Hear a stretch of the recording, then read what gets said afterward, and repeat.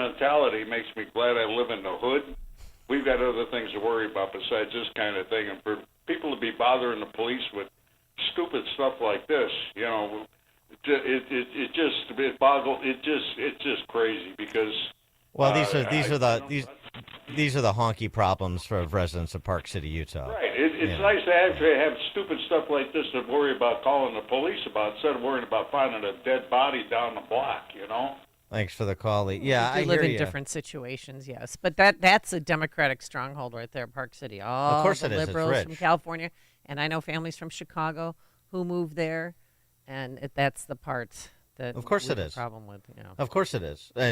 You have rich peahats like Gary Peacock. I mean, that's where they go, is places like Park City. They move in packs because they're like ravenous creatures. So anyway, I just the cyclist thing. I know, and I'm surprised I'm not getting reaction because I'm sure there's some avid cyclists out there, but it's just the worst sort of leisure activity, and I don't know. It just seems to attract the worst sort of people like Gary Peacock. That's my comment on cycling. Wow. All right, coming up on Chicago's Morning Answer. At 5:38, Bill Clinton gets chipped out of ice and sent down to Georgia to try to help Kamala. That's 5:38. Did you see the McDonald's worker, Dan, who thought he was Joe Biden? It's classic. All these old syphilitic honkies look the same. Well, at least she didn't think he was Jimmy Carter, so that's a start. But now let's head into the newsroom. Here's Mike Scott. 5:32 on AM 560. The Answer. Israel says it has hit more than 230 targets in Lebanon and Gaza. Fox's Jonathan Savage talks to reporters there about the bombardment. Israel's strikes on Lebanon included a rare. The Lebanese Red Cross says at least 21 people were killed at a small apartment building in a village called Aitu. According to Israel, it was a Hezbollah target, and we're told that claims that civilians died are being reviewed. In the south of the country, the Israel Defense Forces reports it eliminated dozens of terrorists in both airstrikes and close combat. The United Nations says its peacekeepers will stay in Lebanon despite repeated demands by Israel that they should leave the area. Jonathan Savage, Fox News. The Trump campaign says a man arrested outside of the former president's rally in California was not attempting to assassinate him. Police say Vem Miller tried to pass a security checkpoint with loaded guns and multiple passports with fake names in his vehicle. A North Carolina man is facing charges for allegedly threatening FEMA workers. Rutherford County Sheriff's Office there saying 44-year-old William Parsons was arrested. The announcement of the arrest comes as FEMA says it was temporarily pausing aid in some parts of North Carolina after threats. Vice President Kamala Harris and her struggling presidential campaign rolling out policy proposals now aimed at trying to win back votes of black men. Speaking at a rally in Erie, Pennsylvania, she looks to bring in more votes, she says, amid major concerns about voter enthusiasm. Having the lowest black unemployment in recent history, the work that we have done that has been about investing in black businesses. Former President Trump also on the stump in Pennsylvania, pledging to bring down interest rates even more if elected in November. We had interest rates at 2%, and now they're 10% and you can't get the money. Trump took part in a town hall in Oaks just outside Philadelphia. He's expected in Chicago to talk the economy today. CDC says whooping cough cases are surging to record levels. CDC data shows 4 times as many cases this year as compared to last. A freeze warning is in place through 9 a.m. for Kane, Kendall, LaSalle, DeKalb, McHenry, and Kenosha County in southeast Wisconsin. Thousands of Chicagoans gathered in the Loop yesterday for the 72nd annual Columbus Day Parade. The energy out here is just great. It's awesome. And I will continue and even get my family to come and just celebrate this every year. The parade's theme this year was Bridging Gaps, Celebrating Our Heritage. Chicago police are investigating after the Abraham Lincoln statue in Lincoln Park was vandalized. The standing Lincoln statue was defaced with red paint sometime between Sunday night and early Columbus Day yesterday. The same statue was defaced at least one other time in October of 2022. Jury selection and the trial of Illinois House Speaker Michael Madigan set to resume today. Again, more questioning of potential jurors. Prosecutors and defense attorneys spent 3 days interviewing prospective jurors last week. Blackhawks will try to get a winning streak going when they visit Calgary tonight. Bulls blow an 11-point lead in a 111-107 preseason loss to Milwaukee last night. Week 6 of the NFL season wraps up. Bills beat the Jets. Buffalo trimming New York 23-20. The news, a service of AlmostFreeTeeth.com. Overpaying for dental implants is over. If you have a Blue Cross Blue Shield, PPO, or FEP, you could save 90% off on average to get that smile back. Learn more and check if you qualify at AlmostFreeTeeth.com. A check of traffic and weather on the way next on AM 560. Get your tickets for Freedom Summit Chicago, Saturday, November 2nd at the Westin Chicago Northwest in Itasca. This year, featuring Dr. Sebastian Gorka, economist Stephen Moore, along with Dan Proft, Amy Jacobson, Sean Thompson, John Anthony, and many more. This event will sell out, so get your tickets today at freedomsummitchicago.com. That's freedomsummitchicago.com. Sponsored in part by attorney Stephen A. Leahy at Opum Tax Advocates and by Valdecas Incorporated Windows and Doors.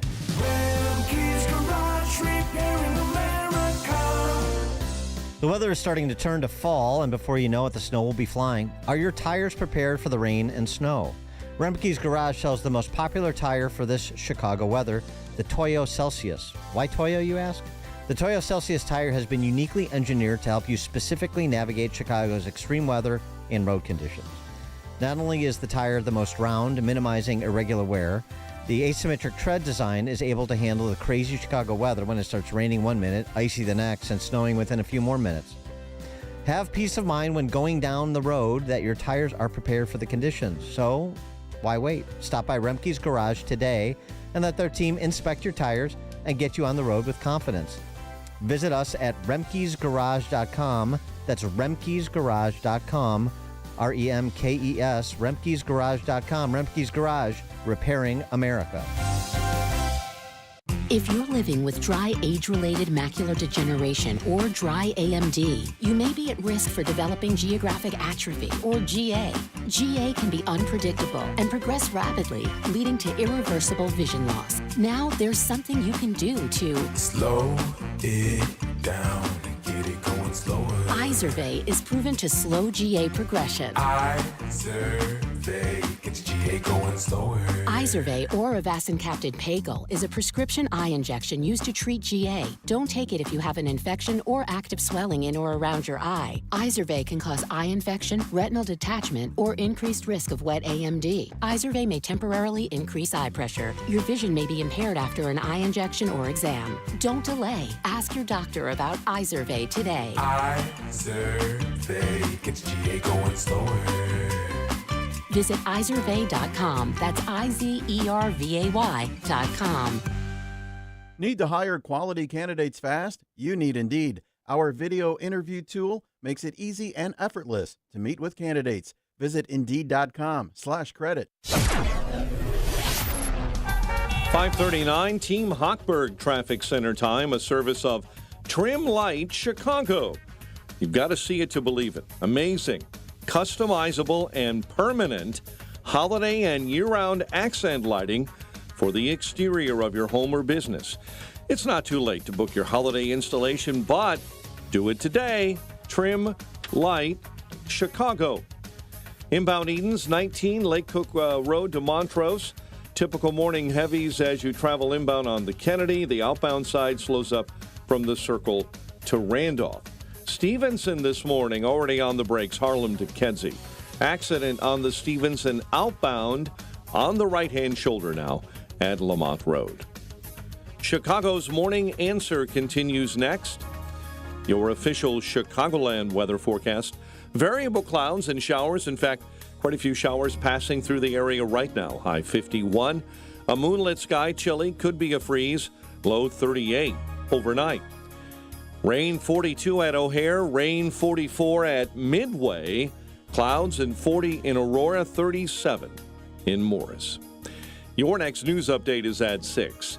Chicago's Morning Answer continues next on AM 560, The Answer. Now, from the Signature Bank Studios.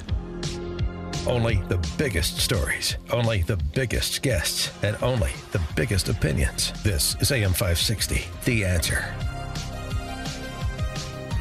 Top of the morning, Dan and Amy. So they broke Obama out of the emergency glass last week to chide black men. And this week it's Bill Clinton.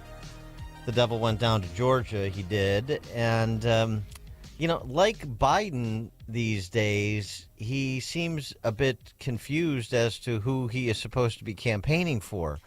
Bill Clinton on Laken Riley's murder. You had a case in Georgia not very long ago, didn't you? They made an ad about a young woman who'd been killed by an immigrant. Yeah, well, if they'd all been properly vetted, that probably wouldn't have happened. But if they're all properly vetted, and that doesn't happen, and America is not having enough babies to keep our populations up, so we need immigrants that have been vetted to do work, there wouldn't be a problem. I agree. If things were different, they wouldn't be the same. It's very astute, Mr. President. Laken Riley, if immigrants were vetted, we wouldn't have young women being murdered. Okay, sure. So it's just a matter of vetting, but it's not a matter of allowing 25 million people in. We just have to do a better job of selecting the 25 million. It's interesting because that's Bill Clinton basically arguing for and legitimizing the perspective of those who purport that there is a great replacement going on. 312-642-5600, turnkey.pro answer line. You can also text us. I mean, and of course the Trump campaign, they took that comment and then they said this message is supported by the Trump campaign. Yeah, right. It's like an ad for Trump. It's an ad for Trump completely. Well, I thought the great replacement theory is like was nativist and was the wild musings of right-wing fanatics. And yet here you have Bill Clinton saying explicitly, we're not having enough kids, so we have to have immigrants come to do the work that we don't have enough Americans to do. Well, not exactly. Okay. Not exactly. Although I'm a proponent of the great replacement theory in this respect. I'm a proponent of replacing the Rothfuls, the rich, angry, white leftist females, white female leftists, I should say, the Rothfuls, with black and Latino and Arab American voters, so that we could send this message, as I said last week, to these Rothfuls, and you know where they are. They're in places like River Forest and Highland Park, Chicago, and the lakefront. Send the message, you're irrelevant. We don't need you. We don't have to listen to you. You don't matter. What a glorious day that would be if Trump crests to victory on November 5th by getting percentages of black and Latino voters not seen in a decade, or in the case of black voters, decades. And frankly, Arab American voters, too, in Michigan. That would be glorious. But on this matter of we're not having children, and so we need illegal immigration. I mean, that's such a bizarre argument. It just doesn't really hold up under scrutiny. J.D. Vance addressed that in his sit-down over the weekend with New York Times talking head named Lulu Garcia Navarro, that is. And on America's sort of anti-child posture. This was an interesting riff he went on, a cultural commentary more than a policy prescription. I do think that our country has become almost pathologically anti-child. I put this in a couple of different ways, right? So there's one, it was actually when I was in law school. It was on a train between New York and New Haven. I think I was doing like law firm interviews or something. And obviously I didn't have kids then. And there's this young girl gets on the train. She's probably 21 or 22. She's, young black female, clearly I could tell by the way she was dressed. She didn't have a whole lot of money. She had a couple of kids with her. And, I remember like just watching her and thinking like, this is a really unbelievably patient mother. I mean, for being literally younger than I was, the reason I sort of noticed her is because her kids, like a lot of kids that age, are complete disasters, especially on public transportation. They turn it up to 11, but she was being so patient. But then like everybody around her was also noticing the kids being misbehaved, and they were so angry. And, they were and sighing and staring every time her 2-year-old made a noise. And that was sort of a moment that kind of stuck with me. And then, of course, I've had similar experiences riding with my own kids on various modes of public transportation. And again, it just sort of hit me like, okay, this is really, really bad. This thing that we do where we make motherhood or fatherhood, or there's this, again, I do think that there's like this pathological frustration with children that just is a new thing in American society. I think it's very dark. I think you see it sometimes in the political conversation, people saying, well, maybe we shouldn't have kids because of climate change. When I've used this word sociopathic, like that, I think is a very deranged idea. The idea that you shouldn't have a family because of concerns over climate change doesn't mean you can't worry about climate change, but in the focus on childless cat ladies, so are you saying that women who don't want to have children? Substance of what I said. Sorry, I just want to clarify something. So women who don't have children because they're worried about climate change, that's sociopathic? I think that is a bizarre way of thinking about the future. Not to have kids because of concerns over climate change. I think the more bizarre thing is our leadership, who encourages young women and frankly young men to think about it that way. Bringing life into the world has totally transformed the way that I think about myself, the way that I think about my wife, the way that I think, you watch your grandparents interact with grandchildren. It is like a transformatively positive and good thing for there to be children in the world. And if your political philosophy is saying, don't do that because of concerns over climate change, yeah, I think that's a really, really crazy way to think about the world. 312-642-5600, turnkey.pro answer and text line. Do you concur with Vance? Well, being one of those young kids in, 6th grade who was in sex ed, and they told us, do not have large families. People had large families to work the farm. You are not in a farm. You're in a suburb of Chicago. You do not need to have 5, 6, 7, or 8 kids. They promoted like 2 or 3. And that was before, climate change became an actual thing. But I will never. Barely after the wheel was invented. Okay, right. Easy there. I do Botox a lot. But I would love to hear from other women out there, because I know you're out there, because you reach out to me and you text me all the time about the stories that you heard as a little girl about not having multiple babies. Well, J.D. Vance didn't mention it, but there's a lot more indicators of anti-child culture in America and the West generally. How about abortion? How about 1.5 million abortions every year since 1973, and sort of the disposable nature of life, both on the front end as well as the move for euthanasia, as well as on the back end. That speaks to an anti-life culture, too, which is what he's talking about. Of course, that was happening when you were in school and even before, because these people now that are talking about we need illegal immigration because Americans aren't having kids. Weren't you the ZPG crowd, the zero population growth crowd? Weren't you a bunch of Paul Ehrlich acolytes, population bomb, that we were going to run out of resources because we were having too many kids? Now we're not having enough kids. We're below replacement rate minus immigration. the indigenous population is, and now we need to open the borders. I mean, I don't know if it's, and I think it varies from person to person, if it's just rank ignorance that compounds and compounds and compounds. We pursue one sociopathic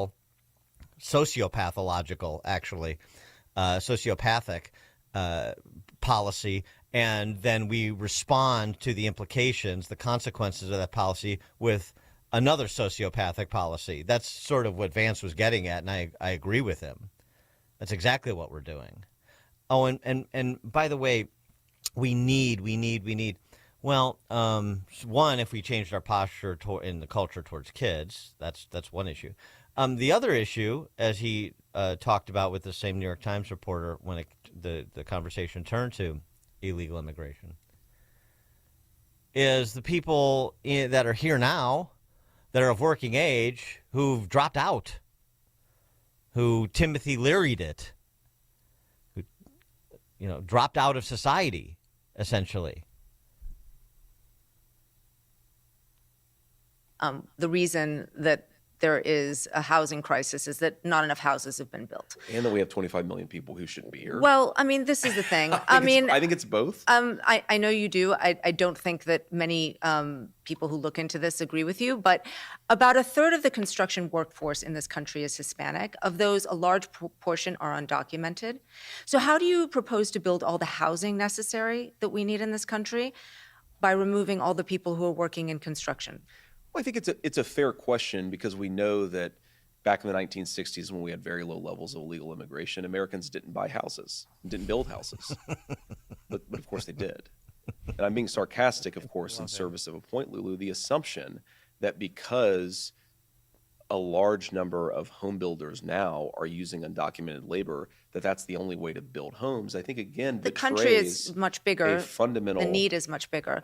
I mean, I'm not arguing in favor of illegal immigration. I'm asking how you would deal with the knock-on effect of your proposal to remove millions of people who work in a critical part of the economy. Well, I think that what you would do is you would take, let's say, for example, the 7 million prime-age men who have dropped out of the labor force, and you have a smaller number of women, but still millions of women prime-age who have dropped out of the labor force.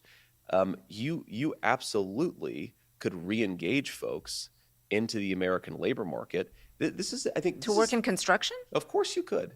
I mean, the unemployment rate is 4.1%. Most people who unemployment rate, Lulu, this is important. But most people who don't work can't work in the regular economy. They're in the military. Their parents. They're sick. They're old. They might not want to work in construction. The unemployment rate is talking about prime working age, does not count labor force participation dropouts. And again, this is one of the really deranged things that I think illegal immigration does to our society is it gets us in a mindset of saying we can only build houses with illegal immigrants when we have 7 million, just men, not even women, just men who have completely dropped out of the labor force. People say, well, Americans won't do those jobs. Americans won't do those jobs for below the table wages. They won't do those jobs for non-living wages. But people will do those jobs. They will just do those jobs at certain wages. And think about this from the perspective of an American company, okay? I want them to go searching in their own country for their own citizens. Sometimes people who may be struggling with addiction or trauma, get them re-engaged in American society. We cannot have an entire American business community that is giving up on American workers and then importing millions of illegal laborers. That is what we have thanks to Kamala Harris's border policies. I think it's one of the biggest drivers of inequality. It's one of the biggest reasons why we have millions of people who have dropped out of the labor force. Why try to re-engage an American citizen in a good job if you can just import somebody from Central America who's going to work under the table for poverty wages? It is a disgrace, and it has led to the evisceration of the American middle class. It's amazing how ignorant you can be and still be a New York Times reporter. And it always sort of baffles me. I guess I'm still clinging to the New York Times of the Bill Sapphire days when you actually had people that knew something that were the face people for that outlet. But that Lulu Garcia-Navarro doesn't know anything. I mean, she makes no sense. And J.D. Vance was generally right about what he said. Monica and Lyle, you're on Chicago's Morning Answer. Yeah, when I was going to school back in the 80s, so high school, college, it was kind of like that was the time of when women went to the workforce, pushing the boundaries, so to speak. And they were kind of somewhat encouraged. That's when the attitude started coming in. Oh, go to work now. You can have your kids later. Yeah. Sort of almost like doing it all.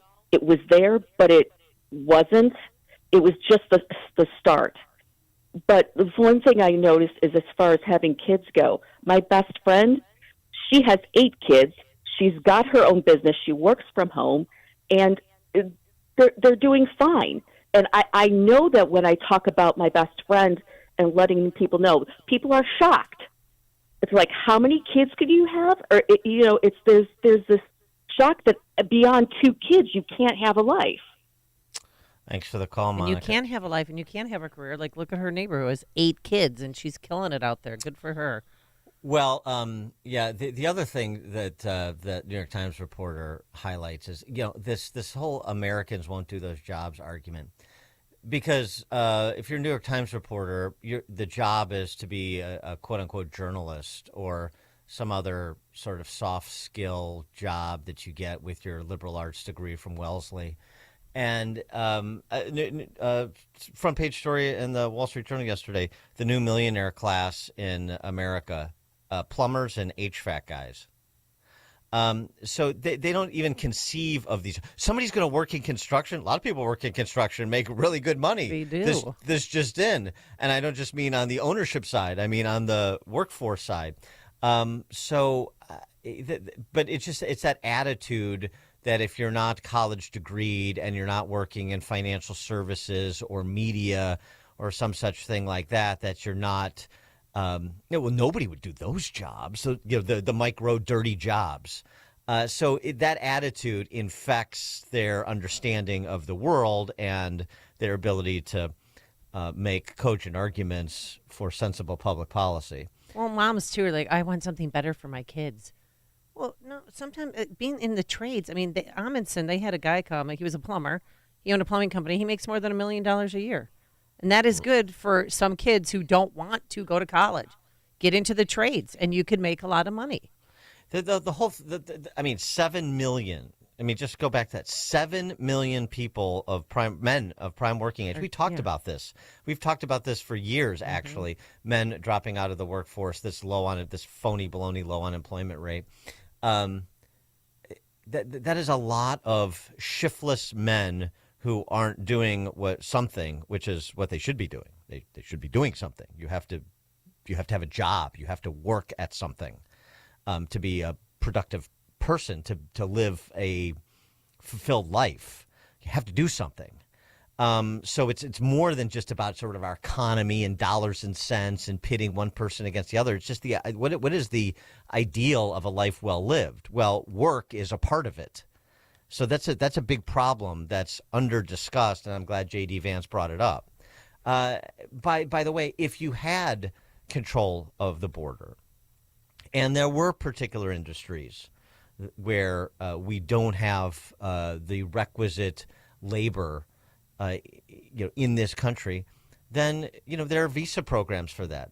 I would be open to guest worker programs. We've done it before in America.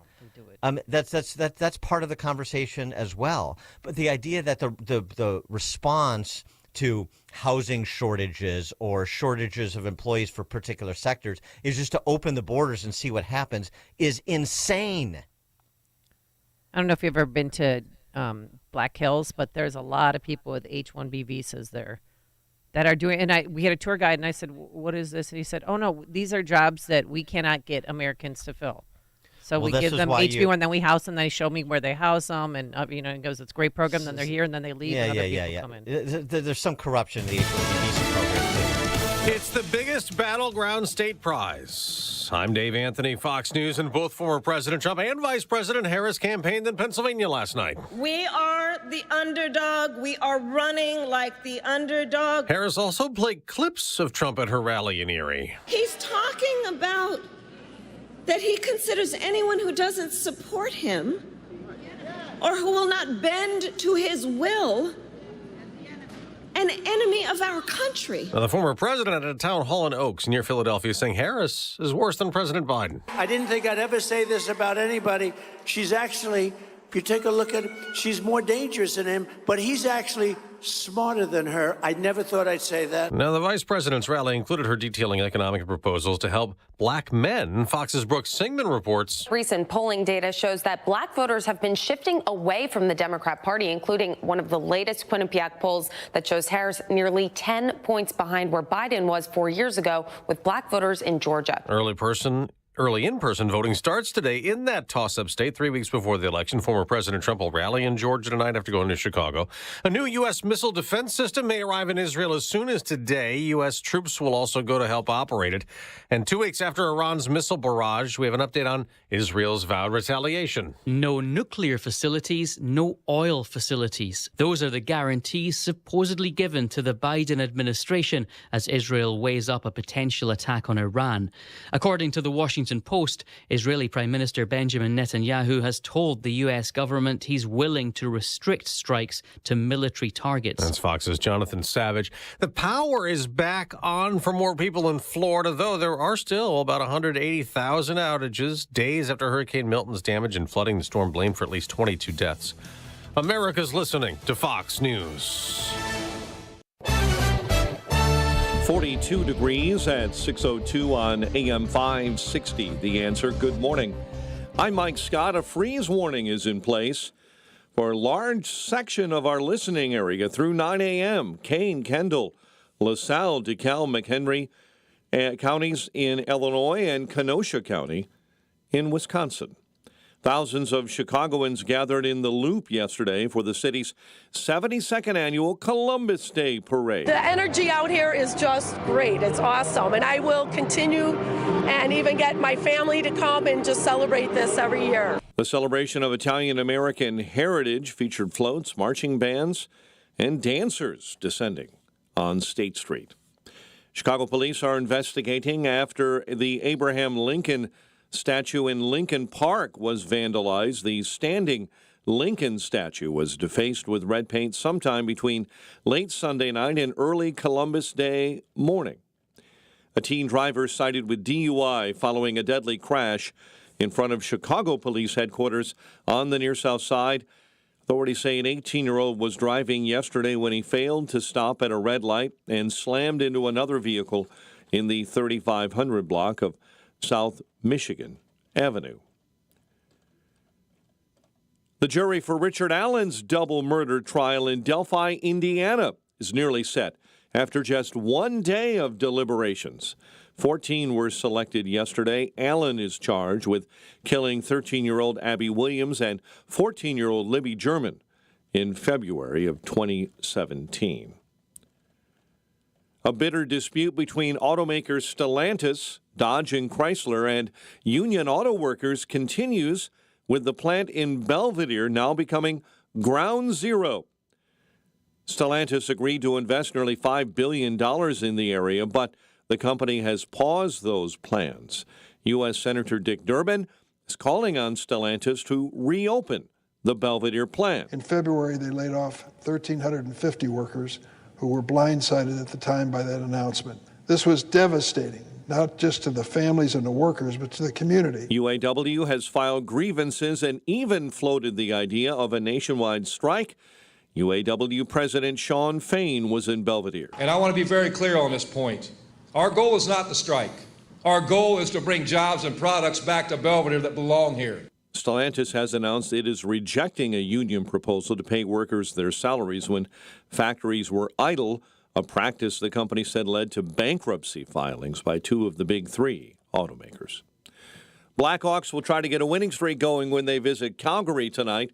Bulls lost in the NBA preseason to Milwaukee, 111-107. Baseball, NLCS, Mets over the Dodgers. ALCS, Yankees beat Cleveland.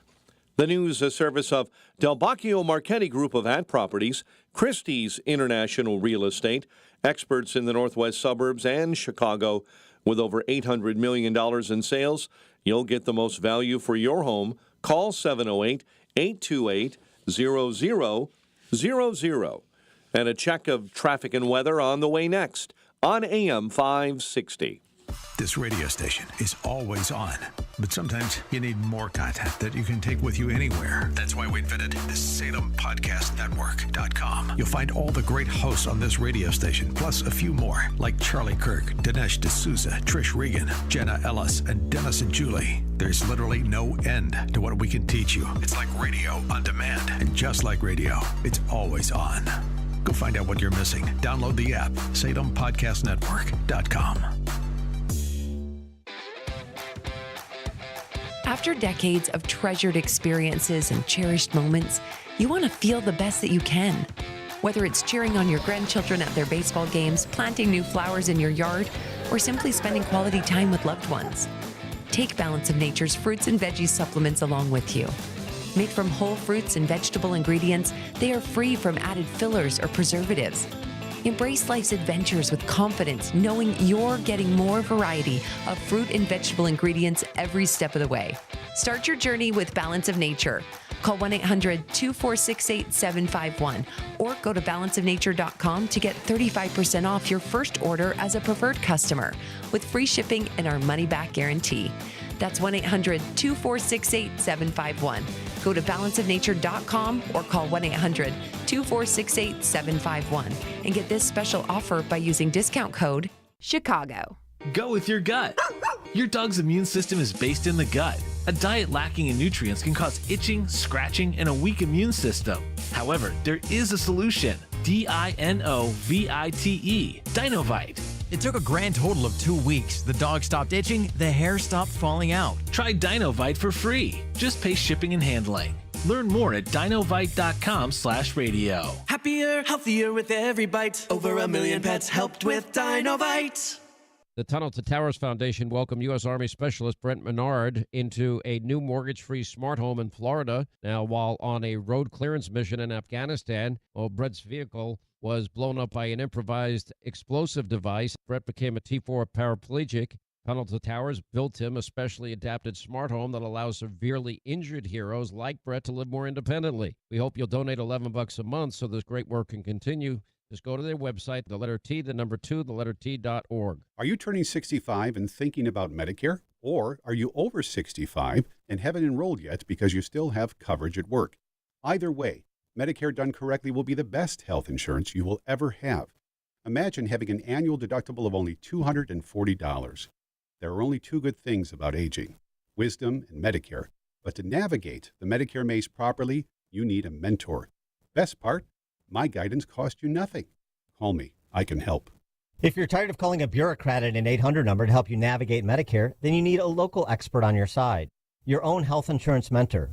C. Stephen Tucker from healthinsurancementors.com is someone I know and trust. He's a 30-year licensed broker who's been educating our listeners for more than a decade.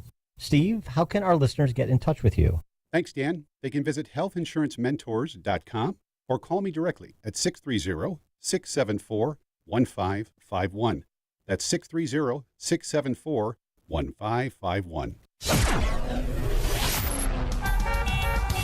6:09. Let's get an update on the roads. Team Hochberg Traffic Center time.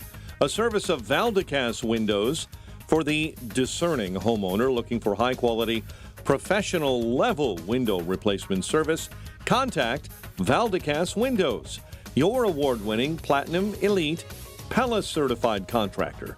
Visit Valdecas.com. Inbound on the Edens right now, 26 Lake Cook Road to the junction. The Kennedy already at 45. O'Hare into the Burns Circle interchange. I-57 and the Bishop Ford stop and go into the Ryan Merge. Chicago's Morning Answer with Dan and Amy continues next.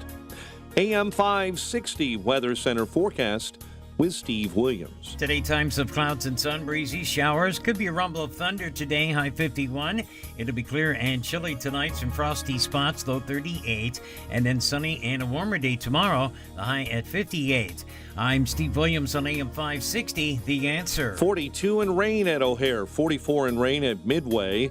Cloudy to the western suburbs, 40 in Aurora, 39 Joliet, 42 up north in Waukegan, and 45 Lakefront. Your next news update is at 6:30. Chicago's Morning Answer continues next on AM 560, The Answer. Now, from the Signature Bank Studios. This is Chicago's Morning Answer with Dan Proft and Amy Jacobson on AM 560, The Answer.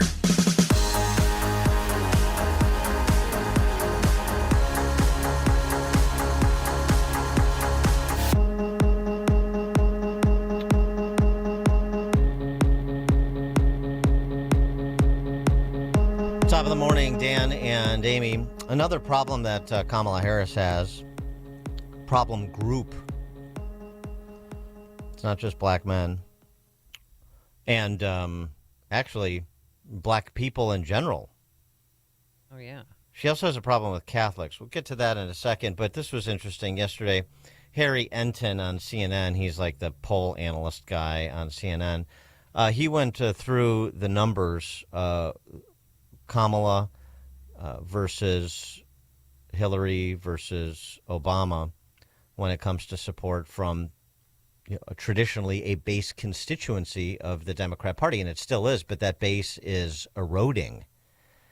As we were discussing yesterday, what's the support that Trump is receiving, according to the polling, from black men, black people in general, Latinos, Arab Americans. This is on a continuum. This has been eroding for a while, and the Biden-Harris administration has accelerated it. And sometimes there's a trend line that I never noticed before and make me go, whoa. This is one of them, all right? This is the Democratic margin among black men under the age of 45 in presidential elections. You go back to November of 2012, what do you see? You see Obama by 81. Clinton only won him by 63. Then we're all the way down to Biden last time around by 53. A tremendous drop already.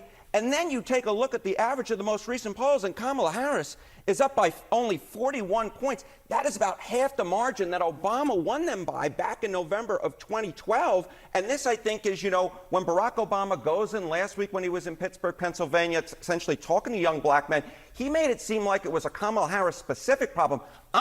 This is part of a long-standing trend of young black men moving away from the Democratic Party, and Kamala Harris is just the latest to face that magnitude of younger black men going towards the Republicans. That was what's most interesting here is the trend line and where some of the biggest drops happened or already happened in this case. How about black men overall? How about black men overall? It's part of the same picture. We're looking once again, if younger black men, it looks like the worst Democratic performance since 1960, since JFK versus Richard Nixon. It's the same thing among black men overall. Again, part of a similar trend, but here actually the drop-off isn't as dramatic, right? Barack Obama won him by 85, then you see 71 with Clinton, 69, Biden, basically the same thing, holding steady. But here, again, very, very weak, only a 54-point margin. Now, again, still winning them by a large margin, but considerably lower than what we're used to, certainly considerably lower what we had during the Obama years. The bottom line is Kamala Harris with younger black men and then black men overall putting in historically weak performance for a Democratic Is candidate. she getting any relief with black women? All right. So, we're talking about the trend line, right? And black women, look, she's doing better with black women than she is doing among black men. But here, there isn't a trend line almost until we get to Kamala Harris. So again, this is a black margin among black women. Look, Obama won him by 93, very large margin. Clinton won him by 93, a very large margin. Biden did a little bit worse at 85. But then you look here, and you get a 71-point margin. Now, again, these are large margins, but the bottom line is when you're talking about the base of the Democratic Party, you would think that Kamala Harris would do very well among black women based upon history, and of course she would be the first black woman president, but she's actually doing the worst for a Democratic candidate among black women since 1960, if this holds true. And again, when you look at the numbers here, whenever you come in, looking at the trends is probably the most important thing. You got it, my friend. Thank you very much. Thank Wait, what happened to the sorority sister love, the AKA sweethearts? Well, and those that attrition is well outside the margin of error. That's a problem. I mean, it's a huge problem. I don't know how she wins key swing states with significant black populations like North Carolina and Georgia, just to name two. Well, yesterday Pennsylvania as well. I don't see how she wins those states with that much fall off from where just even Biden was, much less Hillary and Barack. Well, that's why yesterday when she was in Pennsylvania, she brought out this new program to help black families. She's proposing, are you ready? Apprenticeships and forgivable loans for entrepreneurs, including opportunities in the cannabis industry. Oh, really? How did that work in Illinois when all the black people got shut out of the growing fields? Then the plan also includes research on sickle cell and other diseases that disproportionately affect black communities. Yeah, it's a throw money at the problem. That's what the left does. $20,000 forgivable loans for black entrepreneurs. I mean, this is like prioritizing black farmers in legislation, which the Biden Harris administration has attempted to do. I mean, it's always identitarian politics, and you throw money at it. You just bribe people with their own money. That's the game plan. That's everything. That's everything they do. But it doesn't seem to be shoring up her base. It's a big problem. By the way, not only is Trump poised to do better than any Republican with the black vote since Nixon in 60, as you heard said there, he's also poised to do better with the Latino vote than any Republican candidate for president since W in 2004, when W got 40% of the Latino vote. I mean, right now, Trump technically has a chance to win it outright, which, again, tell me how that happens and Kamala Harris wins Arizona, for example. These numbers just don't add up for Kamala. She's got another problem. What? Now, the other problem is Catholics, and particularly in Pennsylvania, where Catholics represent about a third of the electorate, a little less. So Joe Biden narrowly won Catholics in 2016, and 2020, and he narrowly won Pennsylvania in the election. Hillary Clinton lost Catholics narrowly in 2016, and she lost the race. Trump is up 5 among Catholics with respect to Kamala right now. And, you know, there's this effort afoot that I want to address because it's manifesting itself in some local parishes. I've got the PowerPoint slides to prove it. But there's a good piece by Bill McGurn in the Wall Street Journal about this, her Kamala Harris's Pennsylvania Catholic problem. It's just not good. She just went too far, too fast, particularly as a California senator, who is aspiring to be president. This is why she swung herself so far out left, trying to be almost ahead of how far left the new Bolshevik party to which he affiliates swung, that she just can't get back. She just can't get back. She is going to be rejected on November 5th because she and her party have just swung too far, too fast. That's what you see happening among these various demographics. I think it's happening with Catholics too. Hardly a bastion of conservatism. It's very close, despite all of her Catholic bigotry. And I just go back to something that McGurn reminded me of. In questioning of Brian Busher, who is a nominee for federal judge during Trump, she asked him this question. This is in 2018. Since 1993, I'm quoting, since 1993, you've been a member of the Knights of Columbus, an all-male society comprised primarily of Catholic men. Were you aware that the Knights of Columbus opposed a woman's right to choose when you joined the organization? You remember, there was flap about this. I mean, Dick Durbin famously did the same thing. There was flap about this.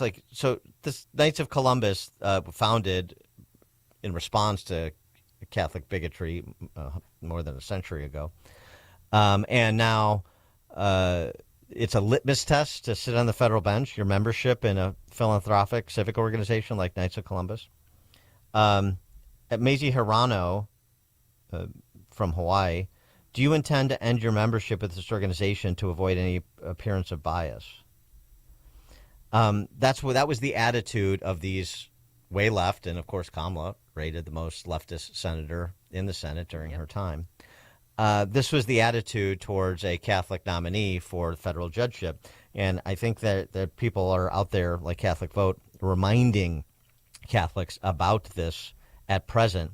It's not her only instance of antagonism with respect to Catholics, but it's a very high-profile one. Corey in Woodlawn, you're on Chicago's Morning Answer. Hey, thanks for taking the call, Dan. Good morning, Amy. I think our community has been disenfranchised with that vote for a very long time, due to the fact that they have not listened to us. If you look in our communities right now, our blocks look like a piano. There's one house, one vacant lot, one house, one vacant lot. Beyond Western, Roosevelt Road ceases to be a commercial corridor. And then Danny K. Davis has the nerve to put his sign up there like he's proud of this. They have been turning our community into a dumping ground for centuries. We've got to stop this stuff. Thanks for the call, Corey. Well, the good news is that more and more, particularly younger black men, are no longer averting their eyes to what has occurred. Just on the Catholic thing, don't forget Kamala signed several amicus briefs opposing religious exemptions for private employers like Hobby Lobby when it came to things like abortion, Obamacare compliance, went after Little Sisters of the Poor, proud to have co-sponsored the Reproductive Fact Act, which compelled pro-life pregnancy centers to display notices about where women could get an abortion. That was rejected by the Supreme Court as a violative of the First Amendment, but she didn't care. So, and this goes on and on and on. This is replete with a record. I mean, she's antagonistic towards Catholicism, towards Christianity, at least for those who are serious about their faith. Many Catholics, unfortunately, are not. But this slide that's circulating, I mentioned, and I got this from someone who sent it along from, I think she's Resurrection Parish in Wayne, Illinois. This equally sacred checklist. Have you seen this at your church? Equally sacred checklist. How can we know we are voting for candidates who promote the common good? Pope Francis makes it clear Catholics and all people of goodwill are called to be multi-issue voters, not single-issue voters. In the 2024 elections and your continued participation in public life, this resource can support you in educating yourself as a faithful voter on the issues that are equally sacred. And then it gets into all of what you would expect from a social justice Catholic perspective, and what you would expect from a social justice oriented Pope.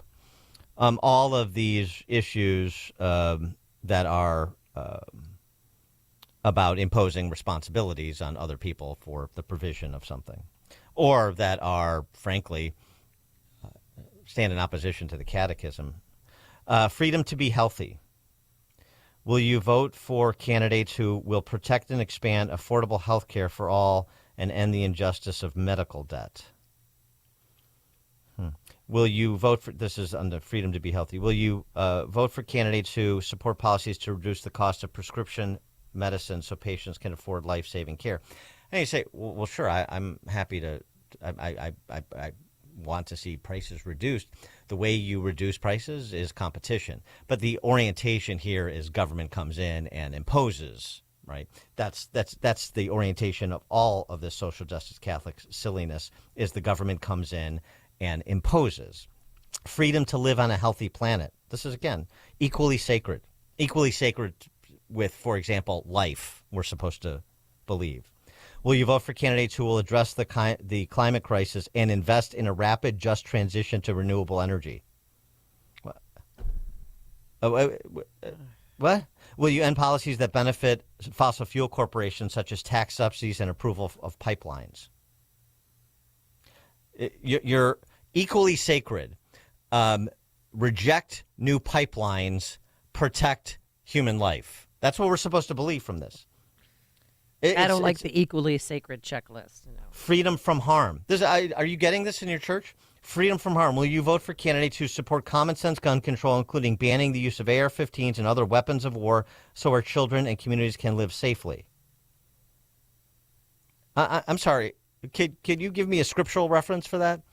Will you protect the rights of marginalized communities, including Black, Brown, and Indigenous communities, as well as LGBTQ plus people? What about members of the Knights of Columbus? You worried about them at all in your support of Kamala Harris? Good Catholics out there?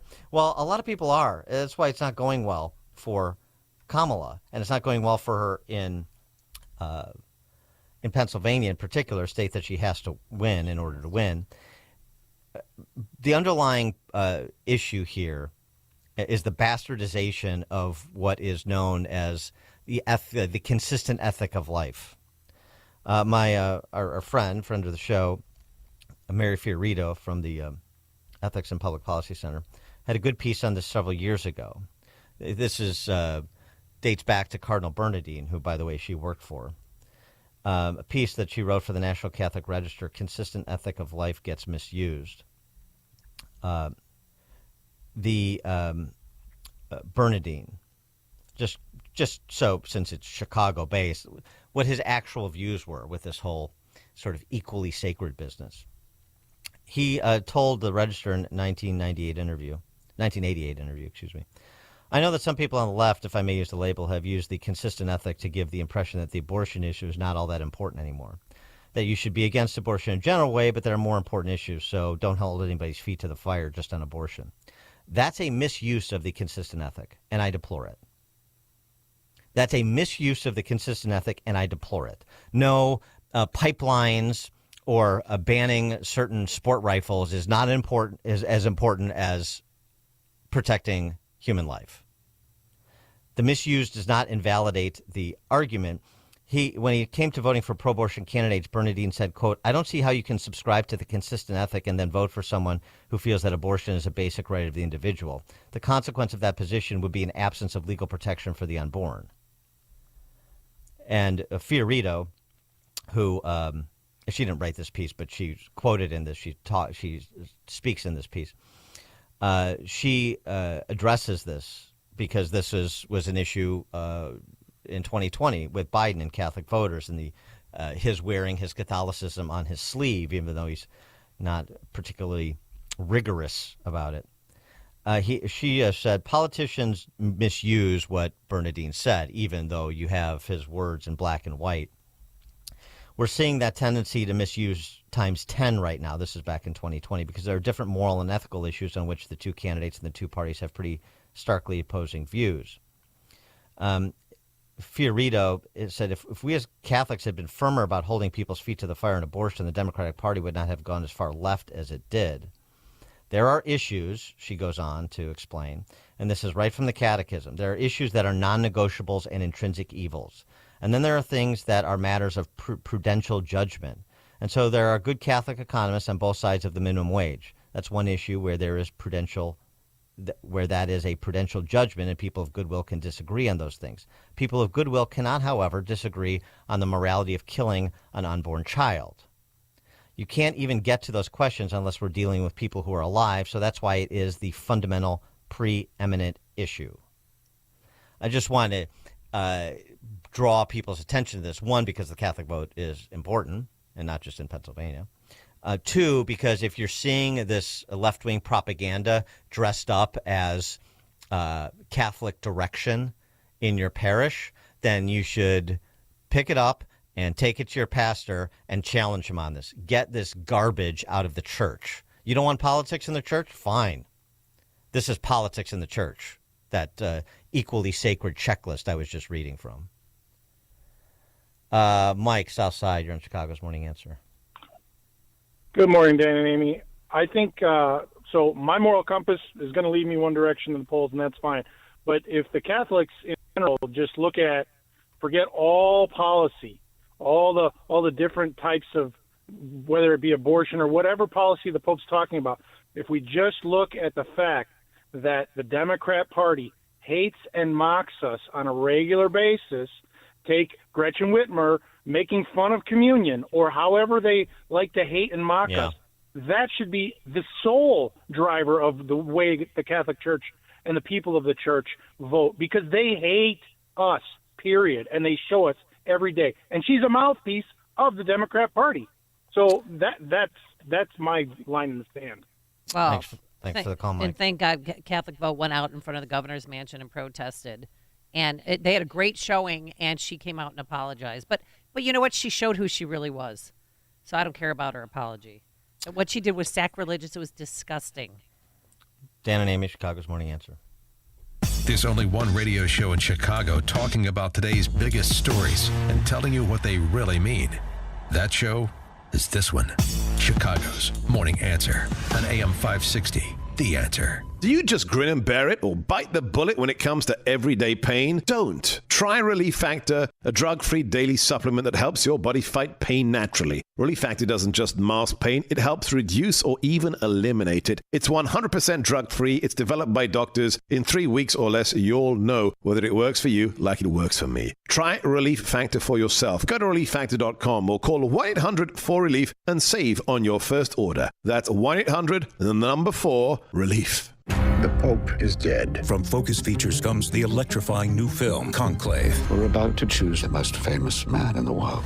Based on the international best-selling thriller. The Pope discovered something before he died. Ralph Fiennes, Stanley Tucci. Ambition becomes corruption. John Lithgow and Isabella Rossellini. We sisters have eyes and ears. Top critics are raving. Conclave is hands down the best picture of the year. I had to find the truth. Conclave, rated PG. Parental guidance suggested. Only in theaters October 25th. Signature Bank is Chicago's fastest growing independently owned business bank. It's a bank where relationships still matter. Signature Bank knows your name and your story. I'm Dan Proft, and I know this because Signature Bank is my business bank. Hi, I'm Paul Jenkins, owner of Bancroft Architects and Engineers, a service-disabled veteran-owned small business providing design solutions for clients, including the VA.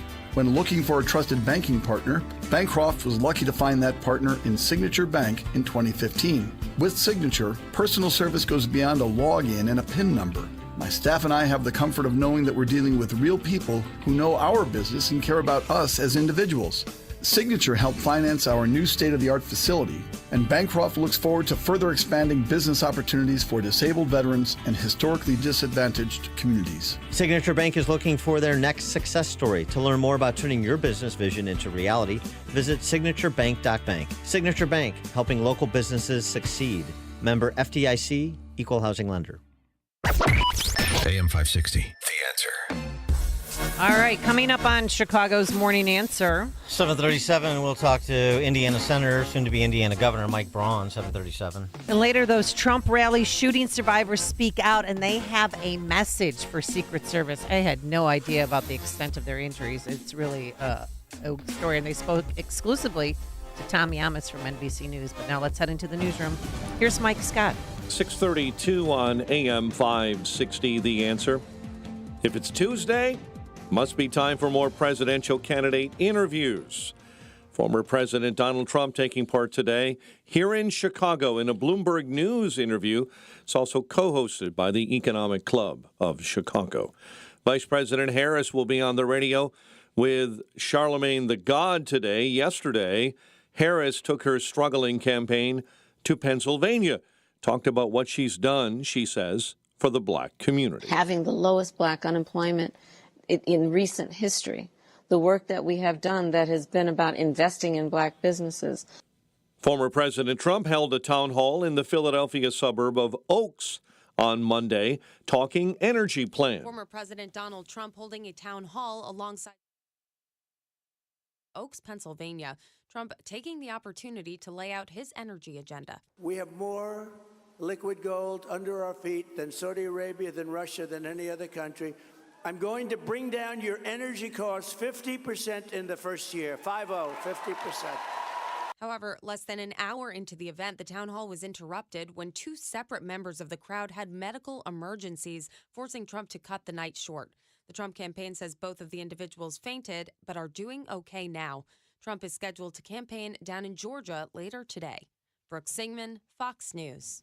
Google is committed to buying electricity from a startup. But it's not the startup you think. Google announcing it's supporting construction of small nuclear reactors from Kairos Power in the United States. The reactors are set to power artificial intelligence infrastructure. Jury selection begins today in the retrial of a former Louisville, Kentucky police officer charged in connection with the death of Breonna Taylor. Number of pro-Palestinian demonstrators are under arrest. They tried to storm the New York Stock Exchange.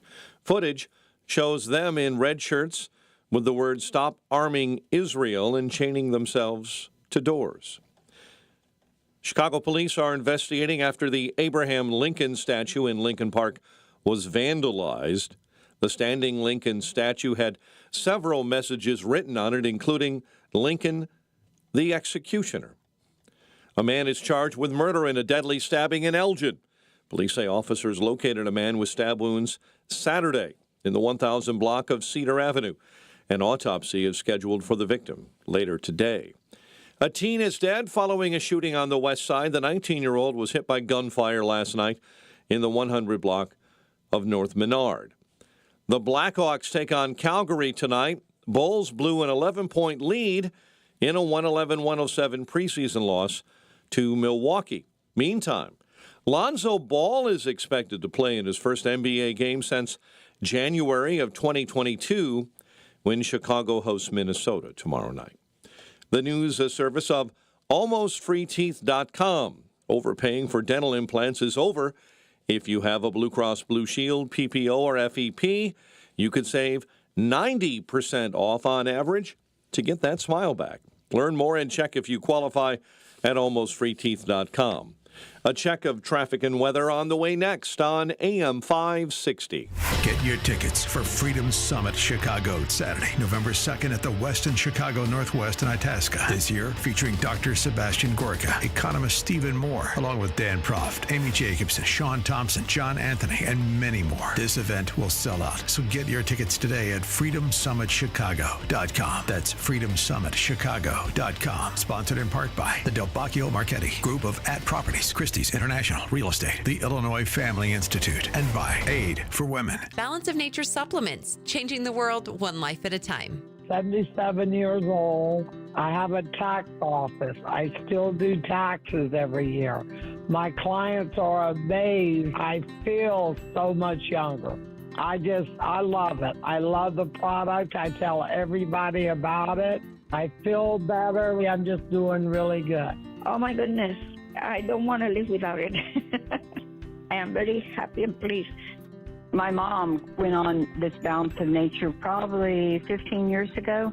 She just bragged on this product all the time.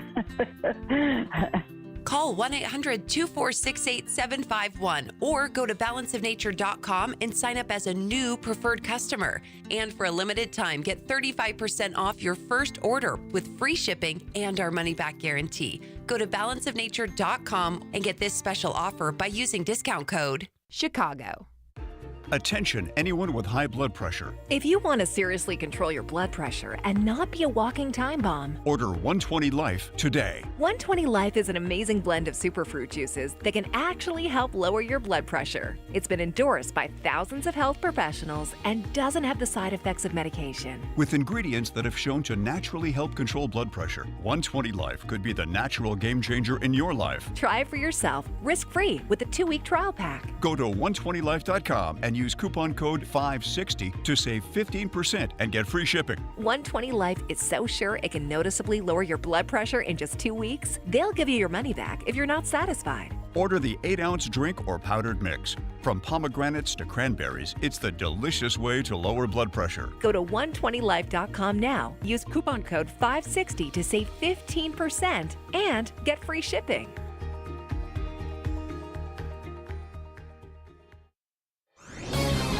This is Ed Morrissey of HotAir.com for Town Hall. Just how desperate has Kamala Harris and her campaign become?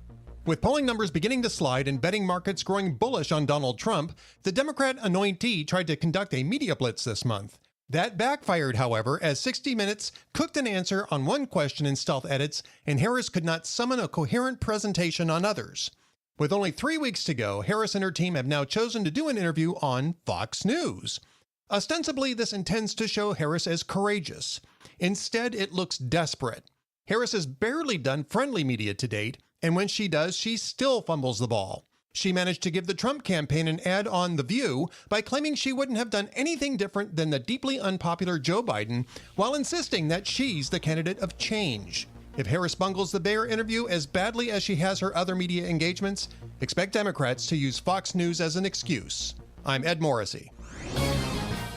Need to hire quality candidates fast? You need Indeed. Our video interview tool makes it easy and effortless to meet with candidates. Visit Indeed.com/credit. 6:40. Let's get a check on the roads. Team Hochberg Traffic Center time. One big trouble spot this morning.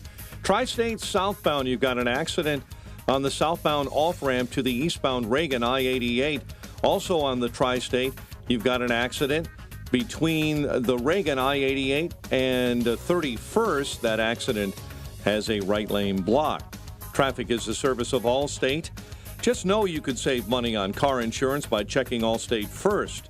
Those people probably saving a carload of cash right now. So what are you waiting for? Check Allstate first for a quote today. You're in good hands with Allstate. Chicago's Morning Answer with Dan and Amy continues next. Now, your official Chicagoland weather forecast.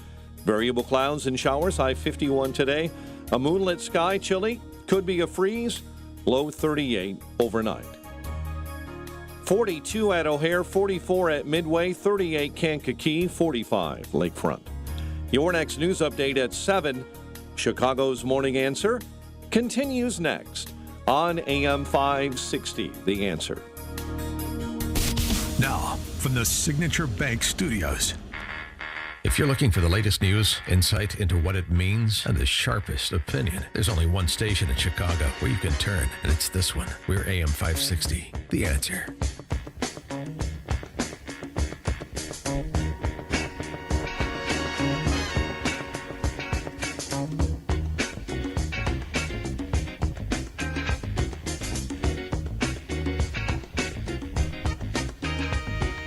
Top of the morning, Dan and Amy.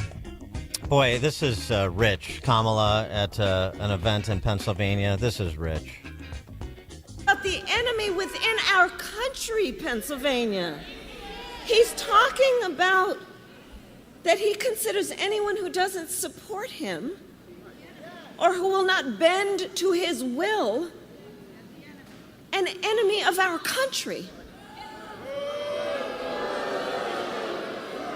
It's a serious issue. He is saying that he would use the military to go after them. Think about this. Think about what? He's not saying anybody who disagrees with him. Of course, that's a lie. Oh. He is saying people in this country illegally, starting with those people in this country illegally who then have harmed other people in this country, whether they're legal or illegal. That's what mass deportation means. All of this business is just misdirection, as per usual, from a campaign and a candidate who is flailing. And let's just remember what their stated position is, despite Field Marshal Walls trying to twist out of it with Shannon Bream over the weekend on Fox. You mean Mr. Knucklehead? They want to silence people who disagree with them. Right. They want to take away our First Amendment right to free speech. I mean, Walsh and Bream over the weekend, to be quite honest, I would have liked a little bit more from Shannon Bream on this. Speech. You've said there's no guarantee to free speech for misinformation or hate speech. But first of all, Supreme Court very clear in a unanimous 2017 decision that hate speech is protected. That's the kind of stuff that needs to be protected, stuff none of us like to hear. But more importantly, who gets to decide on the issue of what misinformation is? Look, the First Amendment is foundational. It's something I spent my whole life, the vice president, and I think most Americans are clear on this. The point being on this, we're seeing censorship coming in the form of book bannings in different places. We're seeing it attempts in schools. The issue on this is the hate speech and the protected hate speech. Speech that's aimed at creating violence, speech that's aimed at threats to individuals. And that's what we're talking about in this. And the decision on that, society decides on a lot of this. The idea of someone going on and threatening someone's life or a child's life online, I don't think any of your viewers think that is something that should be acceptable. I mean, there's a distinction, you would say, though, between something like a threat and misinformation. Oh, certainly, and that's what we're talking about. And I think the idea of making sure that folks understand, are good consumers of that, those are the decisions they make. But I've always defend your First Amendment rights, defend your right to disagree on every case. That robust discussion has to happen. And that's why I'm so opposed to book banning. That's why in Minnesota we banned the practice of book banning. Let you make the decision of what you're going to read, whether you find it objectionable or not. The difference is threats, that type of speech. Okay. That's not true. That's not what he said. Here's what Tim Walz actually said. I think we need to push back on this. There's no guarantee to free speech on misinformation or hate speech, and especially around our democracy. Misinformation or hate speech around our democracy. You didn't say threats of violence. That's not speech. No. That runs afoul of the First Amendment. Everybody understands that. He's lying. And this is Kamala Harris, again, at an NAACP event a couple of years back. Her position. And will put the Department of Justice of the United States back in the business of justice. We will double the Civil Rights Division and direct law enforcement to counter this extremism. We will hold social media platforms accountable for the hate infiltrating their platforms because they have a responsibility to help fight against this threat to our democracy. And if you profit off of... I mean, they purposely conflate hate speech and threats of violence. And to be so sloppy is not being sloppy. It's indicative of their actual position. They're using hate speech as a cover, well, they're using violence like Tim Walz did with Shannon Bream. They're using that as a cover for their larger censorious agenda. And I mean, it's not just these two knuckleheads saying it. It's all of their allies, from Hillary Clinton to John Kerry to Bill Gates. We should have free speech, but if you're inciting violence, if you're causing people not to take vaccines... I mean, you could just stop right there. Oh, my God, stop, please. You know, if you're causing violence or you're inciting people not to take vaccines or you're encouraging people to vote for the wrong candidate, they treat all of those examples as equivalent, and they're not. For more on all of this, we're pleased to be joined by Mike Braun, senator from Indiana and running for governor of Indiana. He's on the ballot on November 5th. Senator, future governor, thanks for joining us again. Appreciate it. Good morning. There's been a lot of discussion in the Senate about social media companies. But I just want your perspective on this larger debate over being able to debate, because there really is a censorious strain in what is being promoted by the new Bolshevik Party. It's funny, too, because what gets me is it's done with such a tone of moral superiority, in that whatever they believe in can only be the right thing. And then they're the ones dishing out words like racist, fascist, insurrectionist, all the inflammatory stuff that they'll tag you with if they disagree with anything that you're wanting to bring up as a point, and case is settled. To me, that is putting your finger on the narrative in a way that is really suffocating. And half the country sees that, senses it, and that, I think, is why they're in such a wobbly position going into November 5th, not to mention all the policies they try to promote that have put us into such a bad place as a country in general. And they think they can get by with it because they have the resources, and they think they can always spin the narrative to make it sensible. And I think they're falling short, and it's on display as we watch here going into November 5th. You just say is everything they say is fundamental to a free society is that which they seek to undermine. Exactly. And if it's not according to their political prescription, what they think they need to do, and let's look at that. They've grown the federal government to be 25% of our GDP, never that big. Most of the jobs they've created in terms of the practical things they talk about have been federal government jobs and jobs associated with places that they borrow and spend the money to promote, picking winners and losers.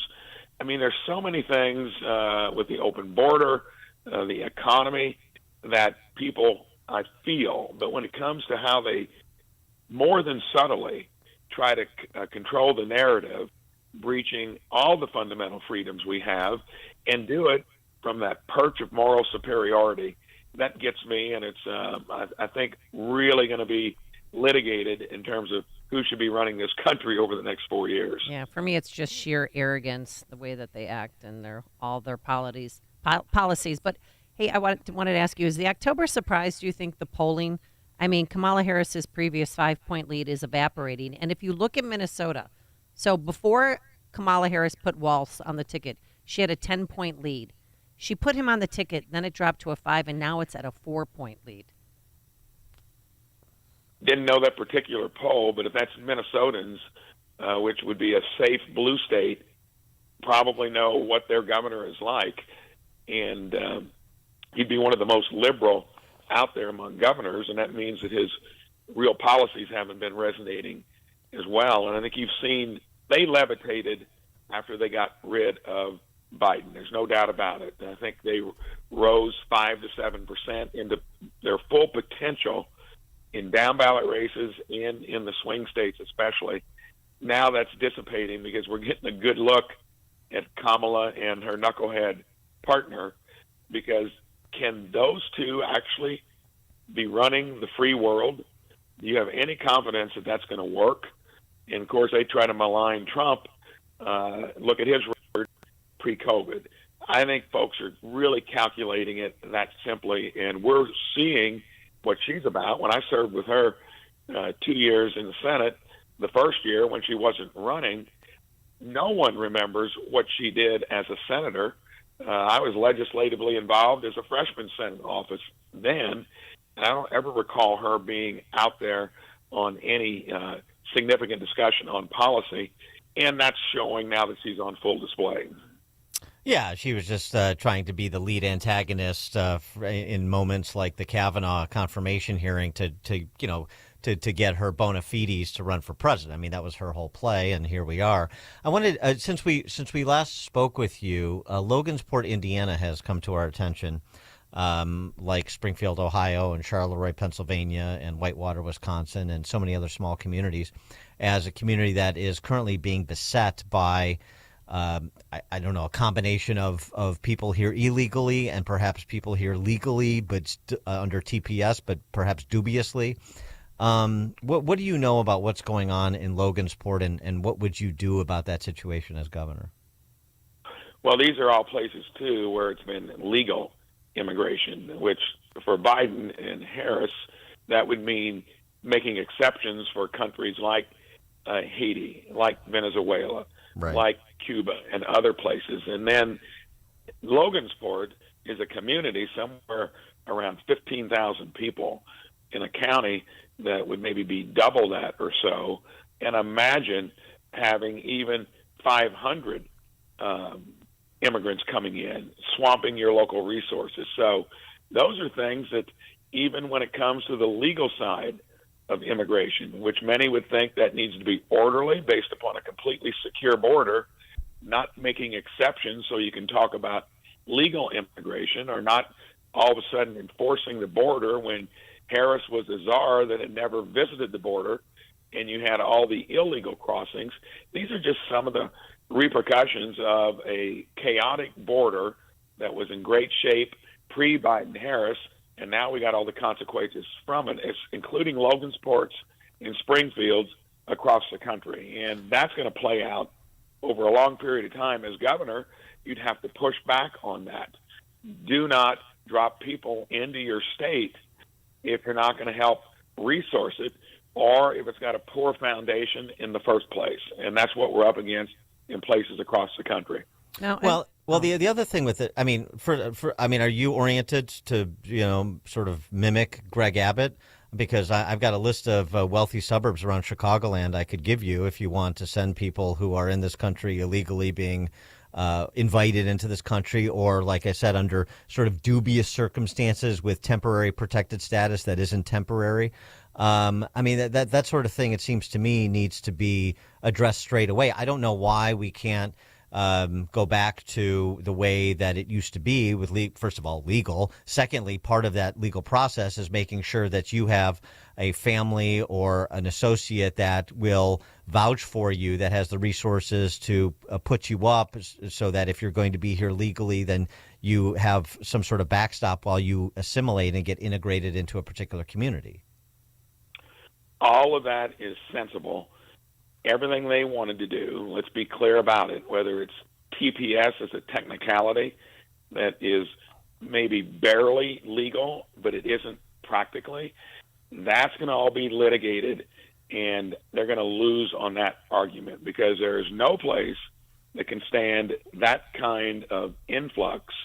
And the fact that it's based upon a completely unsecured border, not to mention our northern border as well, is not going to work. And hopefully this all gets litigated clearly because it is impacting almost all states. You'll have some blue states and governors that are trying to say, well, it's okay. But even they remember the mayor of Chicago, mayor of New York City, some of the governors around the country that finally have said we can't handle it. And that, again, is something that everyone has been impacted by it, and hopefully they'll show up at the voting booth here in front of us.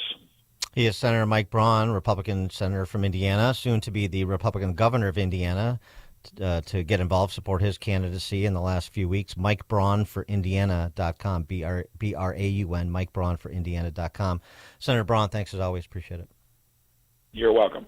Thank you. And he joined us on our turnkey.pro answer line. This is the morning show more Chicago radio listeners are choosing. This is Chicago's Morning Answer on AM 560. The Answer. For anyone with everyday aches and pains, I've got a question. What are you missing out on? Probably a lot. So let me tell you about Relief Factor. Relief Factor is a drug-free daily supplement that helps your body fight pain naturally. It doesn't just mask pain, it helps reduce or even eliminate it. In about 3 weeks, you'll discover what it's like to feel better. Go to relieffactor.com or call 1-800-4RELIEF and save on your first order. That's 1-800-4RELIEF. With Progressive, you get more than savings. You get access to us through our mobile app, online chat, or by phone. Oh, I see what you're doing here, Jamie. Giving me all these ways to stay in touch so I have no excuse not to. Well, you're in luck, because this guy's in the market for a new BFF. Actually, all our customers can contact us this way. Oh, yeah, no, I was just kidding. But I am always up for Taco Pizza! Jigsaw! Get help from Progressive through the website, app, chat, or phone. Progressive Casualty Insurance Company and Affiliates. AM 560. The Answer. That sound means it's time for In-Depth History with Frank, the history teacher from Arlington Heights, because there's nothing new in this world, just the history you don't know, and Frank from Arlington Heights does. Take it away, Frank. Good morning. Emanuel Leutz's famous 1851 painting, Washington Crosses the Delaware, is one of the most well-known artistic representations of the Revolutionary War. In it, George Washington leads a small flotilla across the icy Delaware River on Christmas Eve, 1776, to attack the Hessians at Trenton. Fortunately, these mercenaries were rather inebriated celebrating the holiday, or the Patriots may very well have been defeated. One of the men wrongly put on the front boat was James Monroe, shown as a young lieutenant holding the flag right behind Washington. Now, Monroe's presidency from 1817 to 1825 isn't well known. It is often called the era of good feelings, but in reality it was an age of increasing corruption as the bureaucracy became much more entrenched under the Democratic-Republican uniparty's domination. Sounds familiar, doesn't it? Although we as a people today worship at the altar of credentialism much more fervently. One such cultural manifestation of this is the new popular game show The Floor, hosted by Rob Lowe, whose Hessian ancestor, by the way, also fought at the Battle of Trenton. In The Floor, one must beat an expert in his field to advance, as opposed to Jeopardy, and one must have a broad base of knowledge to win. But how many such Americans exist anymore? Victor Davis Hanson wrote a good piece recently on how the United States will need many more such broad-based Renaissance men and women to reinvigorate itself. He's right. COVID took the mask off and exposed who the true rulers of our land are. Stripping this unelected administrative state of its powers is the most important change our country needs. Hopefully in a second Trump term, he can Schedule F many of our bureaucrats, just like Andrew Jackson brought in his spoil system in 1829. Very good, Frank. And I mean, I definitely second the emotion.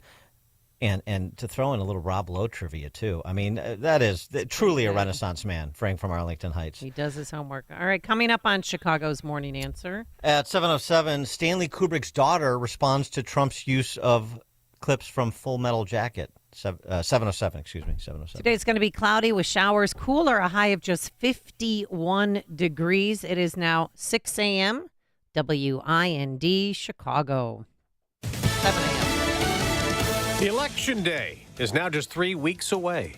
I'm Dave Anthony, Fox News. We need a president who works for all the American people. Vice President Harris at a rally in Erie, Pennsylvania, called former President Trump unstable and unhinged as she also unveiled economic proposals to help black men. $20,000 in forgivable government loans for 1 million minorities to start businesses, as well as education, training, and mentorship programs, and legalizing marijuana. It comes as the New York Times poll shows just how much black voters have drifted from Democrats, from 92% in 2016 to 90% in 2020, down to just 78% today. That's Fox's Griff Jenkins. Former President Trump also rallied in Pennsylvania, holding a town hall in Oaks near Philadelphia. What's happened to our country in the last almost 4 years now, it's hard to believe. But if you look at the borders, if you look at inflation, you look at the Afghanistan disaster, the most embarrassing time in the history of our country. Now, today, the former president will speak about the economy in Chicago, then campaign in Georgia, where early in-person voting starts today. It's been 2 weeks since Iran launched a barrage of missiles at Israel, and Reuters reports the first components of a new American missile defense system have arrived in Israel, and it will be operational soon. As the Washington Post reports, Israel's prime minister has told the U.S. their retaliation will target Iran's military, not oil or nuclear facilities. That information signals that Netanyahu might be willing to avoid greater escalation with Iran, at least for now. And he's aware that any type of strike against Iran could actually impact our U.S. elections.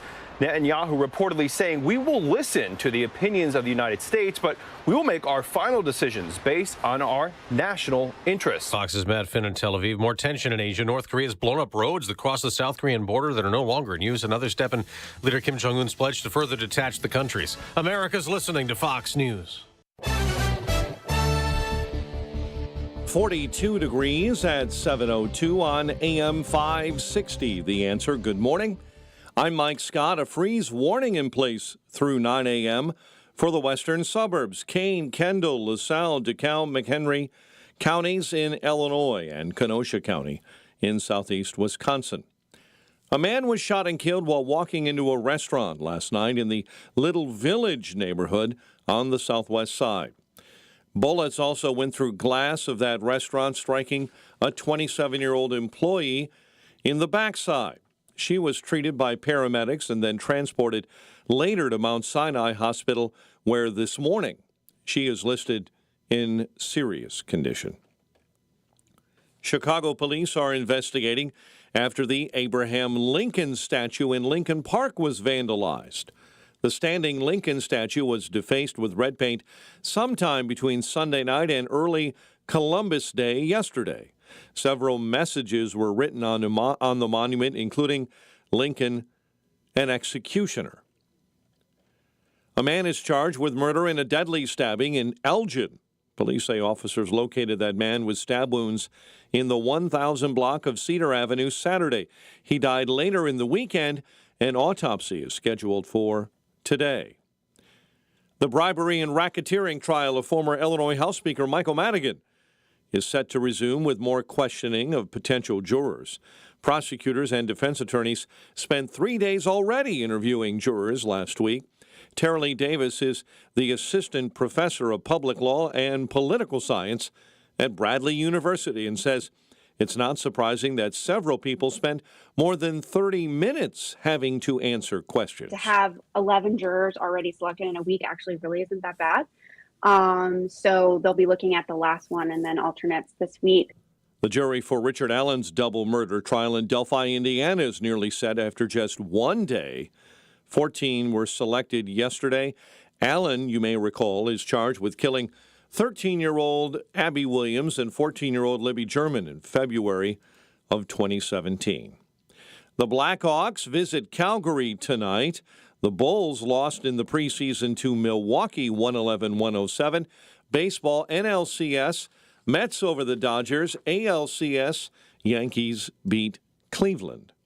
The news, a service of Papa Nicholas Coffee, a Chicagoland tradition for over 5 generations, combining heritage and innovation in every cup, hot air roasted locally, cold blended in small batches to ensure premium quality. Online, papanicholas.com. A check of traffic and weather on the way next on AM 560.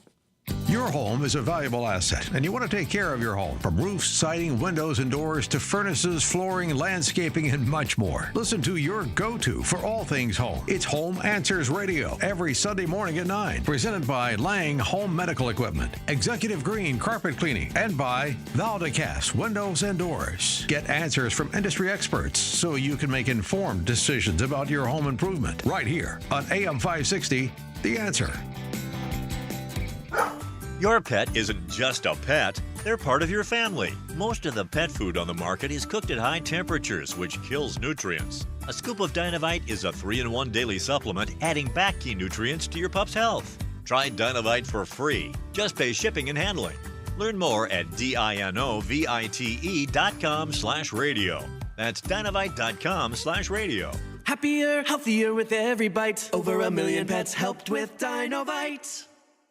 Police officer and canine handler Jacob Russell Chaffins was fatally shot while attempting to serve warrants for domestic violence offenses.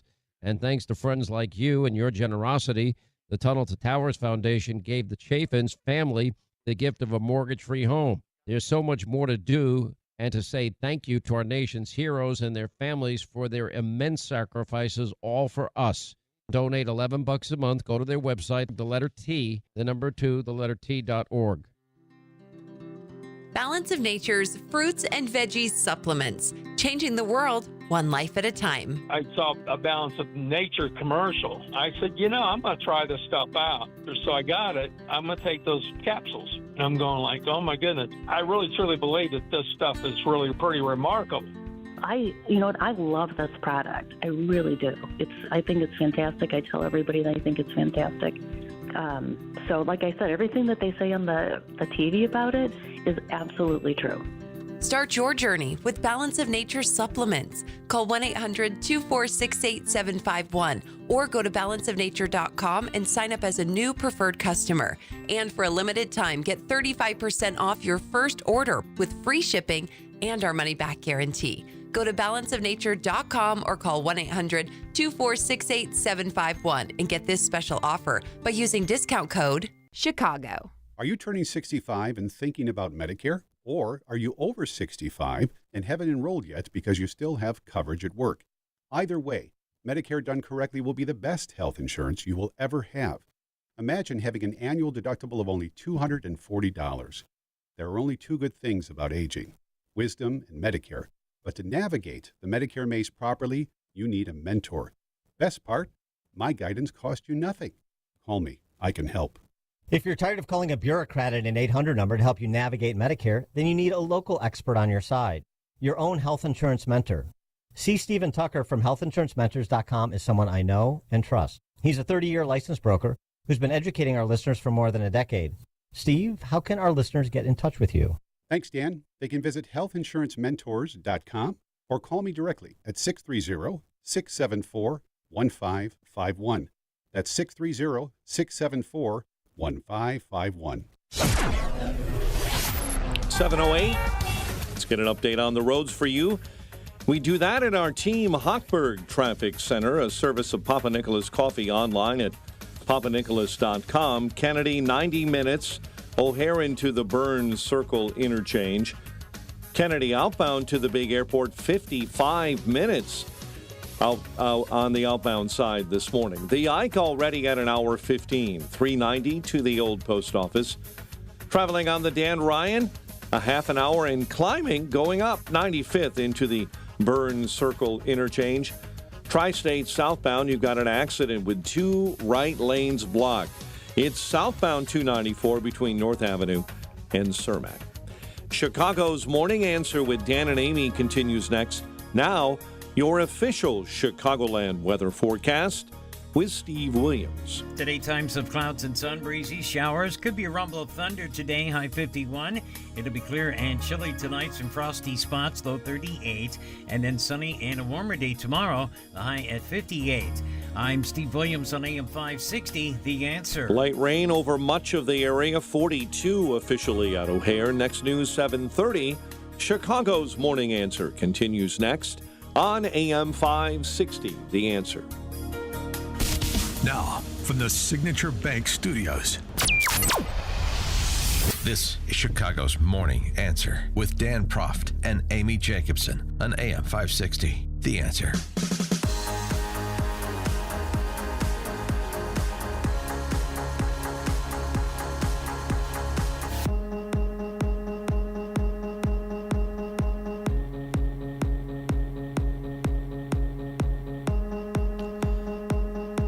Top of the morning, Dan and Amy. Let's talk a little bit about assassination attempts, the real ones and this dubious one that allegedly, according to the Riverside County Sheriff in California, assassination plot at least, that occurred at Coachella.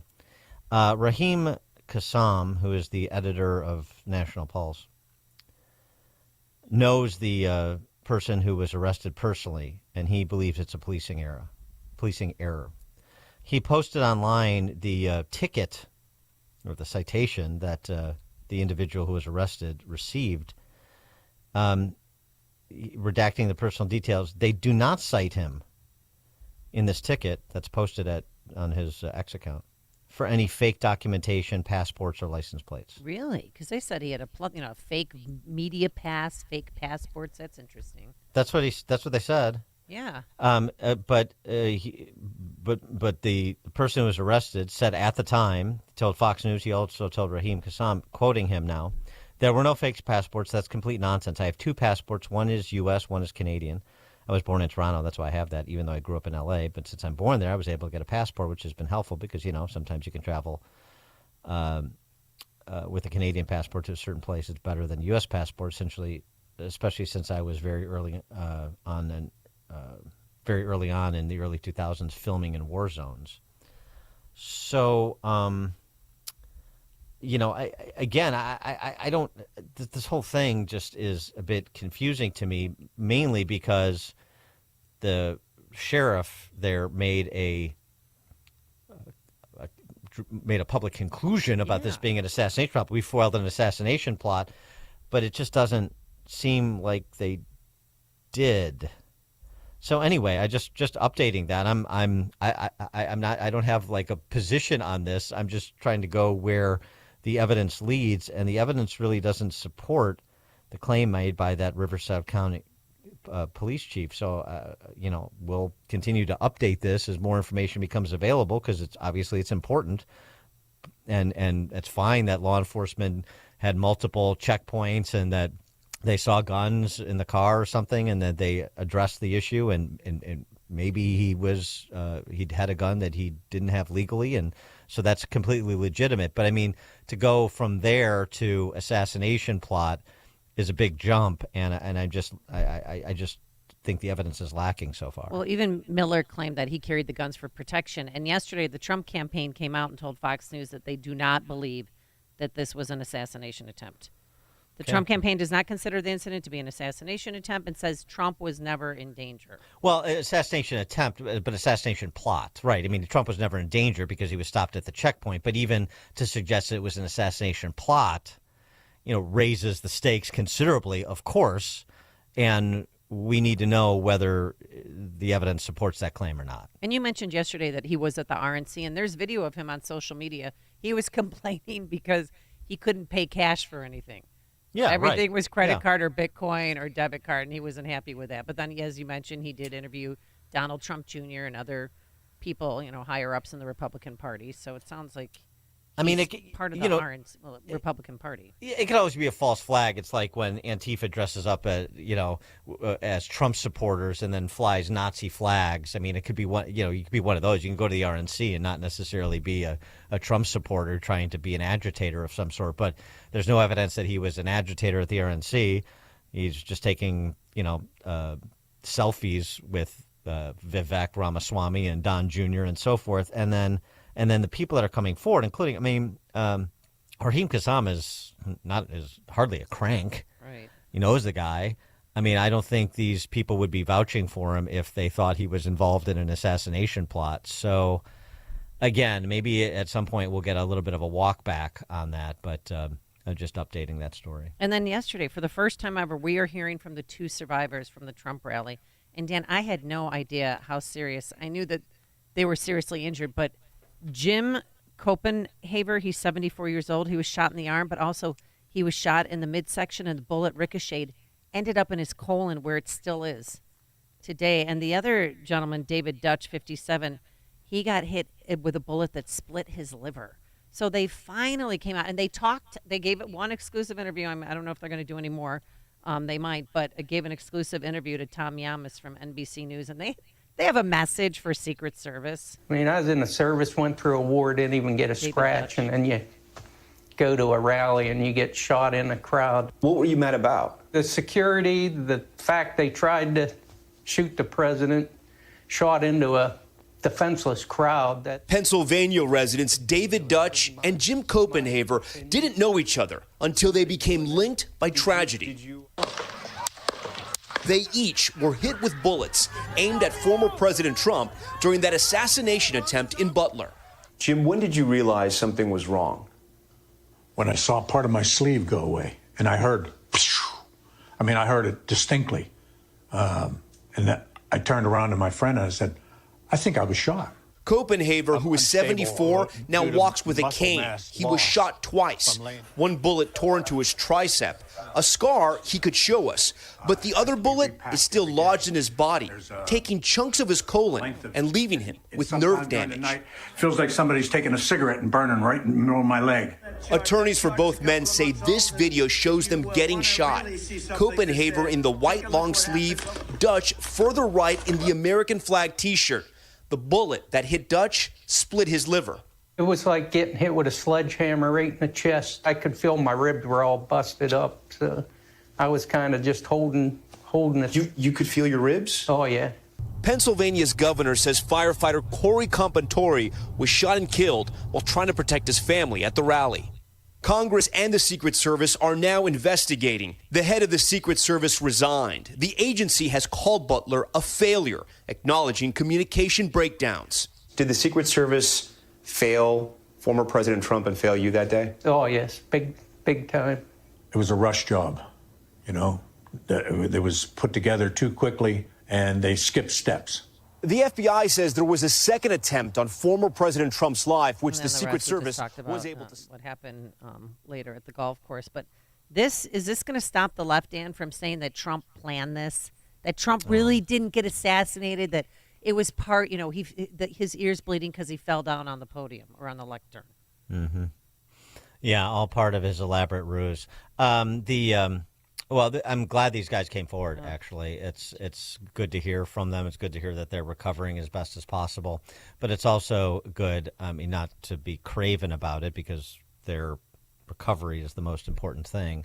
And remembering Corey Compantori and his heroism that day in protecting his family is the most important thing. But it also keeps this front and center.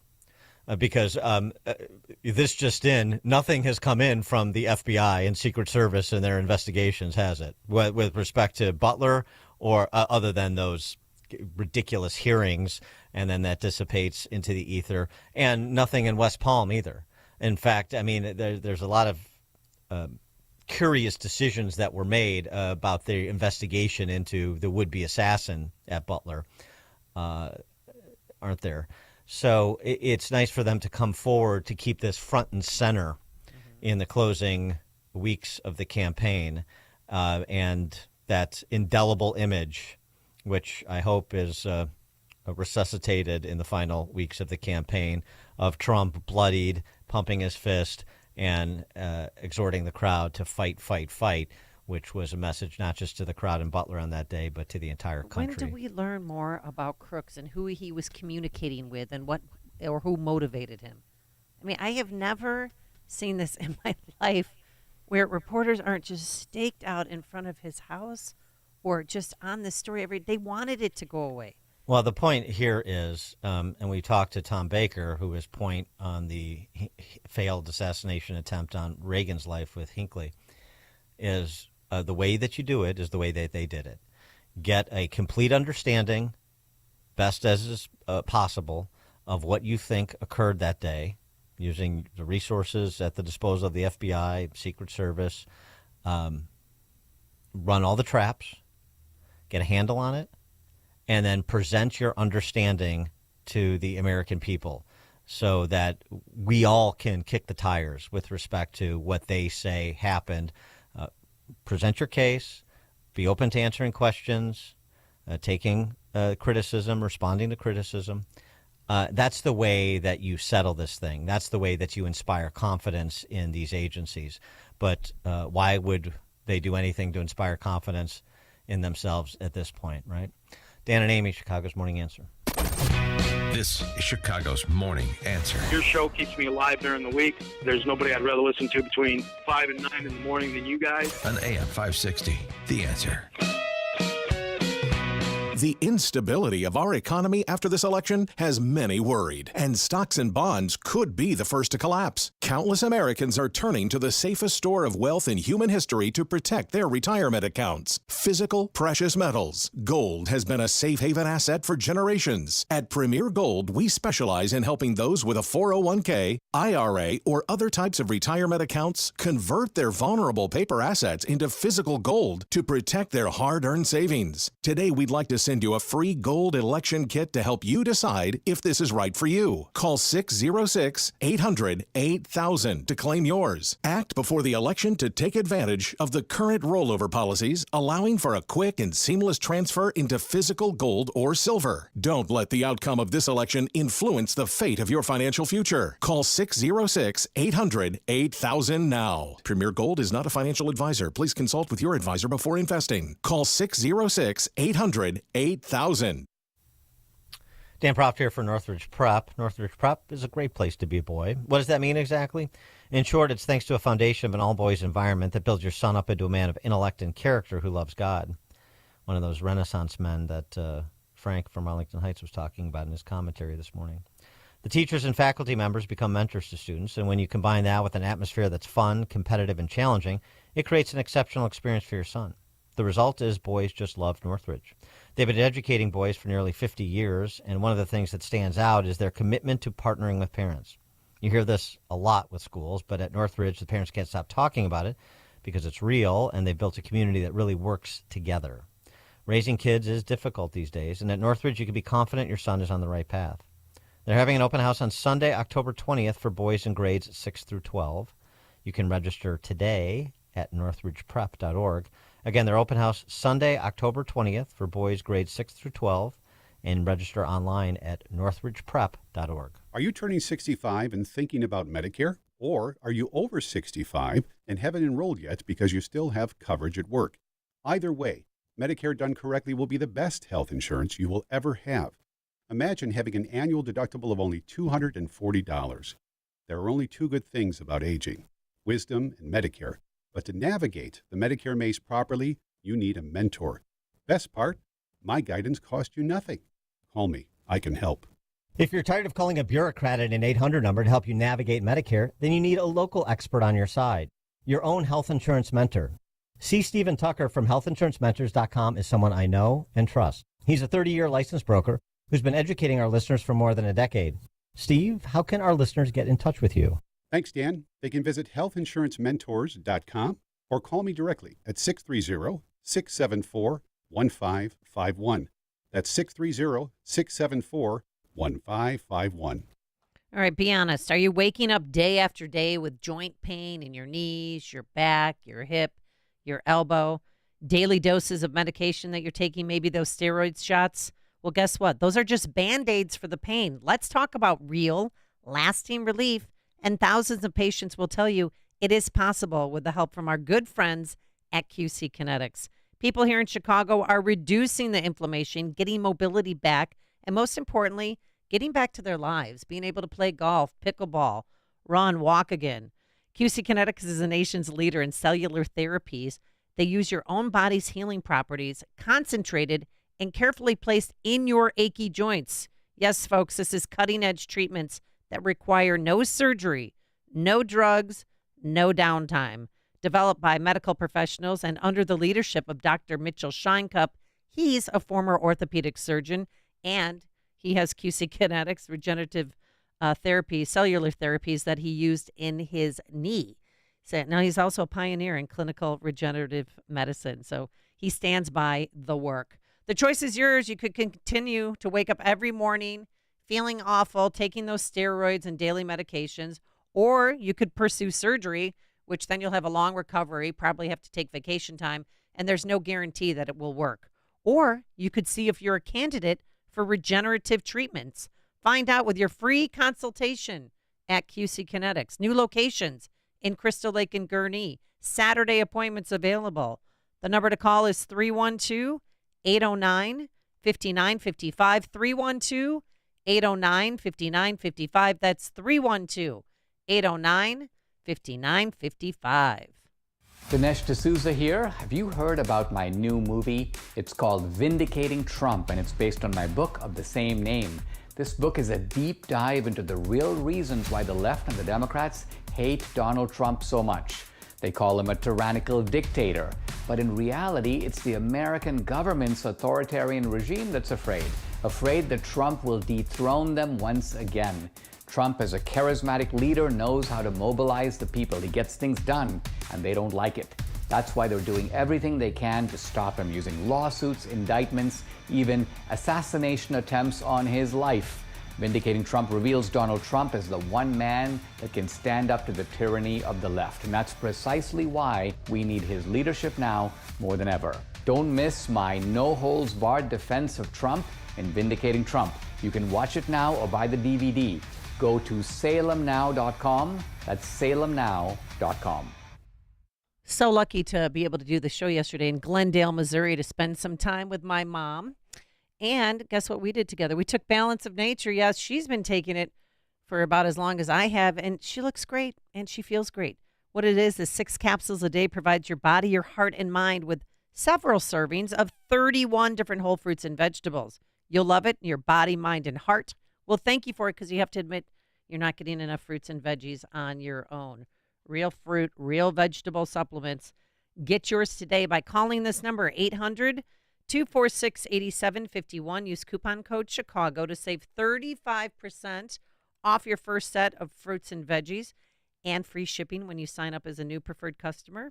800-246-8751. Call now or go online at balanceofnature.com and use coupon code Chicago to save 35%. A large retail store just canceled a huge order, leaving MyPillow with a ton of extra MyPillows. But you know what? That's their loss and your gain. For the first time ever, you'll get a standard classic MyPillow for wholesale prices, only $14.88. But it gets even better. For a limited time, they're going to offer their entire classic collection at wholesale prices. Get queen-size MyPillows for just $18.88. Upgrade to king-size for only $1 more. Get the body pillows for $29.88 and multi-use MyPillows for only $9.88. So go to MyPillow.com and use promo code LIBERTY or call 800-489-0201 to take advantage of wholesale pricing for the first time ever and receive free shipping on orders over $75. That's right. Get the standard MyPillow for only $14.88. They have never been offered this low before. They're limited quantities at this price, so the limit is going to be 10, and once they're gone, they're gone. So go to MyPillow.com or call 800-489-0201 and use promo code LIBERTY to get the standard MyPillow for only $14.88, the lowest price ever. AM 560, The Answer. Dan and Amy, so oral arguments are happening in New York appellate level, per Trump's appeal of that civil fraud judgment against him initiated by New York Attorney General Letitia James. And based on the questioning from the appellate court judges in New York, it isn't going great for Attorney General Letitia James and company. Take a listen. Underneath all these questions, the question of mission creep has 6312 morphed into something that it was not meant to do. All the defendants repeatedly violated... Ms. Vail, can you identify any previous case in which the Attorney General sued under Executive Law 6312 to upset a private business transaction that was between equally sophisticated partners? And it was using... I'm sorry, but what's being described sounds an awful lot like a potential commercial dispute between private actors. I mean, you've got two really sophisticated parties in which no one lost any money. The case that you cite involved where there was damage to consumers, damage to the marketplace. You've got a scheme to get unsophisticated consumers to take out home loans. You got a collapse of Lehman Brothers. You don't have anything like that here. And that's something you must address, because there has to be some limitation on what the Attorney General can do in interfering in these private transactions, as Justice Friedman said, that where people don't claim harm. So what is the limiting principle? The immense penalty in this case is troubling. So how do you tether the amount that was assessed by the Supreme Court to the harm that was caused here, where the parties left these transactions happy about how things went down? Historical backdrop to this law. How do we draw a line, or at least put up some guardrails to know when the AG is operating well within her admittedly broad sphere of 6312, and when she is going into an area that wasn't intended for her jurisdiction?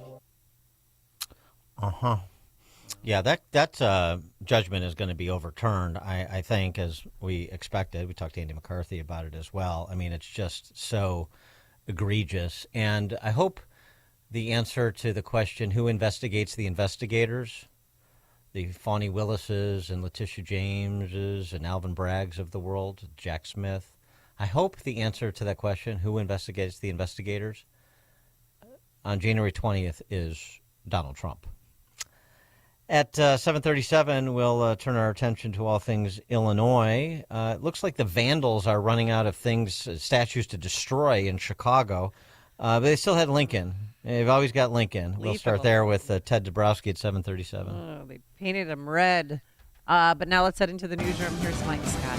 That's facing 7:31 on AM 560. The Answer. Former President Donald Trump in Chicago today, while Vice President Harris is in Detroit. Both candidates have special interviews on tap. Trump will take part in a Bloomberg News interview co-hosted by the Economic Club of Chicago. Harris will sit down for a podcast. Google is throwing its support behind construction of 7 nuclear reactors in the United States to power artificial intelligence. Google has committed to buying electricity from a nuclear startup. The man who was arrested outside of Donald Trump's rally in Coachella, California last Saturday continues to deny claims he was there to assassinate anyone, including the former president. A top few inspirations, and he's one of the few people, if he were to really be shot by somebody, I'd be the first person jumped in front of that bullet, because I feel as though the work that he's doing is very important for the future of this country. Vem Miller now says he's planning to sue the Riverside, California County Sheriff's Department for defamation. That's after Sheriff Chad Bianco said his deputies probably prevented a third assassination attempt on Donald Trump. A man was shot and killed while walking into a restaurant last night in the Little Village neighborhood on the southwest side. Gunfire also went through glass at that restaurant, and the bullet struck a 27-year-old employee. She was treated by paramedics and then rushed to nearby Mount Sinai Hospital. This morning, she is listed in good condition. Thousands of Chicagoans gathered in the Loop Monday for the city's 72nd annual Columbus Day Parade. The energy out here is just great. It's awesome. And I will continue and even get my family to come and just celebrate this every year. The celebration of Italian-American heritage featuring floats, marching bands, and even singers. Women's flag football is coming to Illinois Wesleyan University. University is searching for the program's inaugural head coach. Team is scheduled to begin competition in the spring of 2026. You're asking? Here's your answer. There are 25 universities around the country that sponsor women's flag football. Blackhawks visit Calgary tonight. The Bulls lost in the preseason to Milwaukee 111-107. Week 6 of the NFL season wraps up. Bills beat the Jets 23-20. The news, a service of Quick Delivery Service. Go to quickdeliveryservice.com, quickdelivery.com, when you need same-day delivery of your routes. Ground delivery when you need it from safe, licensed professionals. Go to quickdelivery.com now to schedule your delivery. A check of traffic and weather on the way next on AM 560. Get Get your tickets for Freedom Summit Chicago, Saturday, November 2nd at the Westin Chicago Northwest in Itasca. This year, featuring Dr. Sebastian Gorka, economist Stephen Moore, along with Dan Proft, Amy Jacobson, Sean Thompson, John Anthony, and many more. This event will sell out, so get your tickets today at freedomsummitchicago.com. That's freedomsummitchicago.com. Sponsored in part by Best Dental Group of Bartlett, The Michael Alfaro Radio Show, Woodland Windows and Doors, and by Quick Delivery Service.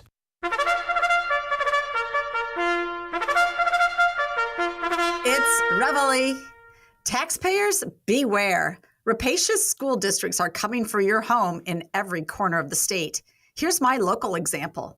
The CUSD 200 Wheaton-Warrenville School Board has put a referendum on the ballot asking taxpayers to approve borrowing $151.5 million to expand and modernize 3 middle schools and fix maintenance issues that they've ignored for years.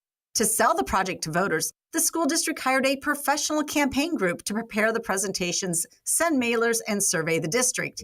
They've been paid over $72,000 so far out of taxpayer funds. A separate ballot referendum pack has been set up too. They are sending out social media posts, texts, and have signs out. It's a full campaign, paid in part by taxpayers and partly by interested parties, likely those who will get the jobs from the referendum work. The dishonesty by the district is at an all-time high with this referendum, though. They're selling the project as modernize our middle schools and lower your taxes. They have some chutzpah because the bonds from previous referendum will finally be paid off. They are telling folks they will see a tax decrease. The truth is the taxpayers were always going to see a tax decrease. And if they don't vote for the referendum, the median homeowner will see taxes go down 5 times more than if the referendum is approved. But if approving a massive debt issue would lower taxes, then why not make it $1 billion referendum? Their messaging isn't just illogical, it's a lie, and the entire school board should resign over it. As for modernizing schools, their 4th middle school is only 15 years old and needs no updating, but it has the lowest test scores of all their middle schools. Another logic test failure by the board. I'm Jeannie Ives. To learn more, listen to my radio show on Sunday from 7 to 9 p.m. and sign up for my newsletter at breakthrough-ideas.com. Is thinning hair or a receding hairline making you self-conscious? Try Hair Grow from New Nordic. Stop feeling embarrassed about thinning hair and start feeling your best with Hair Grow. 7:37. Let's get an update on the roads in our Team Hochberg Traffic Center. This update is service of the Chicago Board of Elections. Just a reminder, early voting is now open in Chicago downtown through Election Day, November 5th at the Voting Super Site and at 69 West Washington. Go to chicagoelections.gov for more information. Inbound Kennedy right now, just about 2 hours from O'Hare into the Burns Circle interchange. The Ike right now at 90 minutes. 390 into the old post office, stop and go Pulaski through Damon. Dan Ryan at 42, stop and go all the way in from 95th, and an accident thrown in inbound at Canalport. Delays on the Jane Addams, stop and go eastbound between Meacham and Route 53. Chicago's Morning Answer with Dan and Amy continues next. Now, your official Chicagoland weather forecast.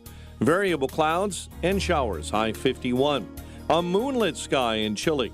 Could be another freeze, low 38 overnight. Rain showers across the area, 42 at O'Hare, 41 in Aurora. Your next news update is at 8. Chicago's Morning Answer continues next on AM 560, The Answer. Now, from the Signature Bank Studios. Insert Democrat socialist here. Runs the Democratic House for 30 plus years running. He's promising this and he's stealing that. Where can you get that kind of money? He's using your house like his own piggy bank. You ought to know by now. You can pay off your house here in Illinois, but you can never keep up with the taxes.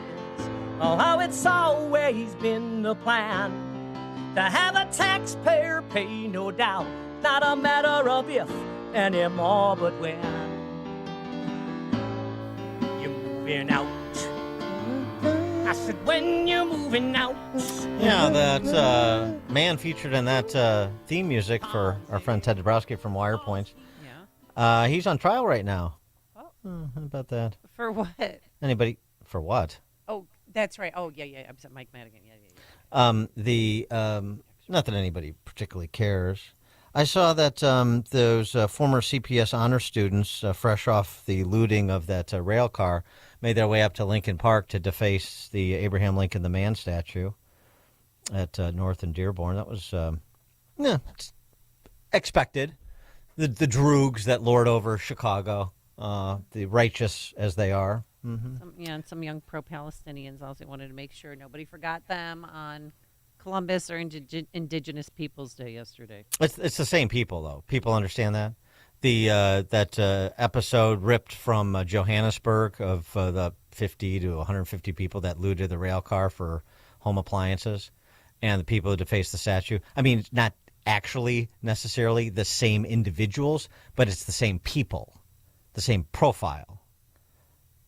It's all an illustration of the lawlessness that has become the culture in Chicago, in Chicagoland, really. They do it because they can, because they know they're not going to get caught, and even if they do, they'll get a slap on the wrist.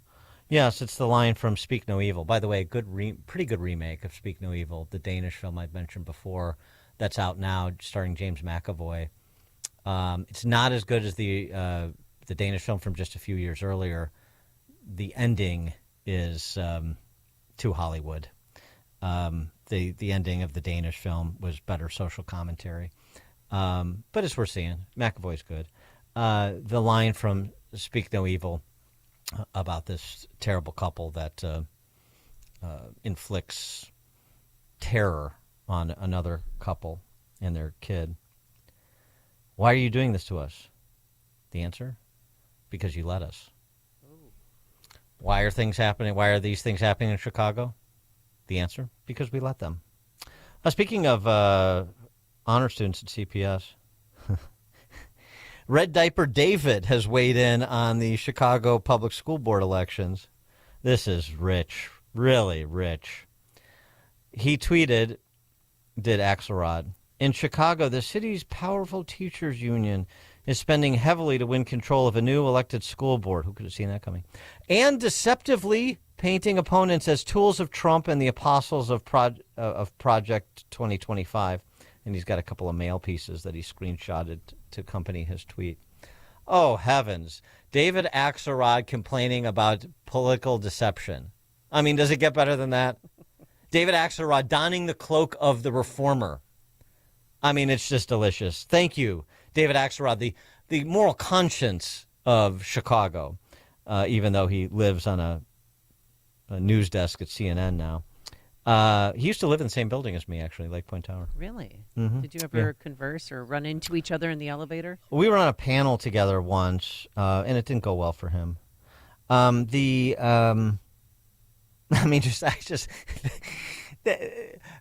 David Axelrod complaining about deceptive campaign propaganda. I mean, it is like P. Diddy complaining about ungentlemanly behavior. It's just remarkable. For more on all that is going on, pleased to be joined by our friend Ted Dabrowski, president of WirePoints.org, WirePoints.org, all things Illinois policy related. Ted, thanks for joining us. Appreciate it. Good morning, Dan. Good morning, Amy.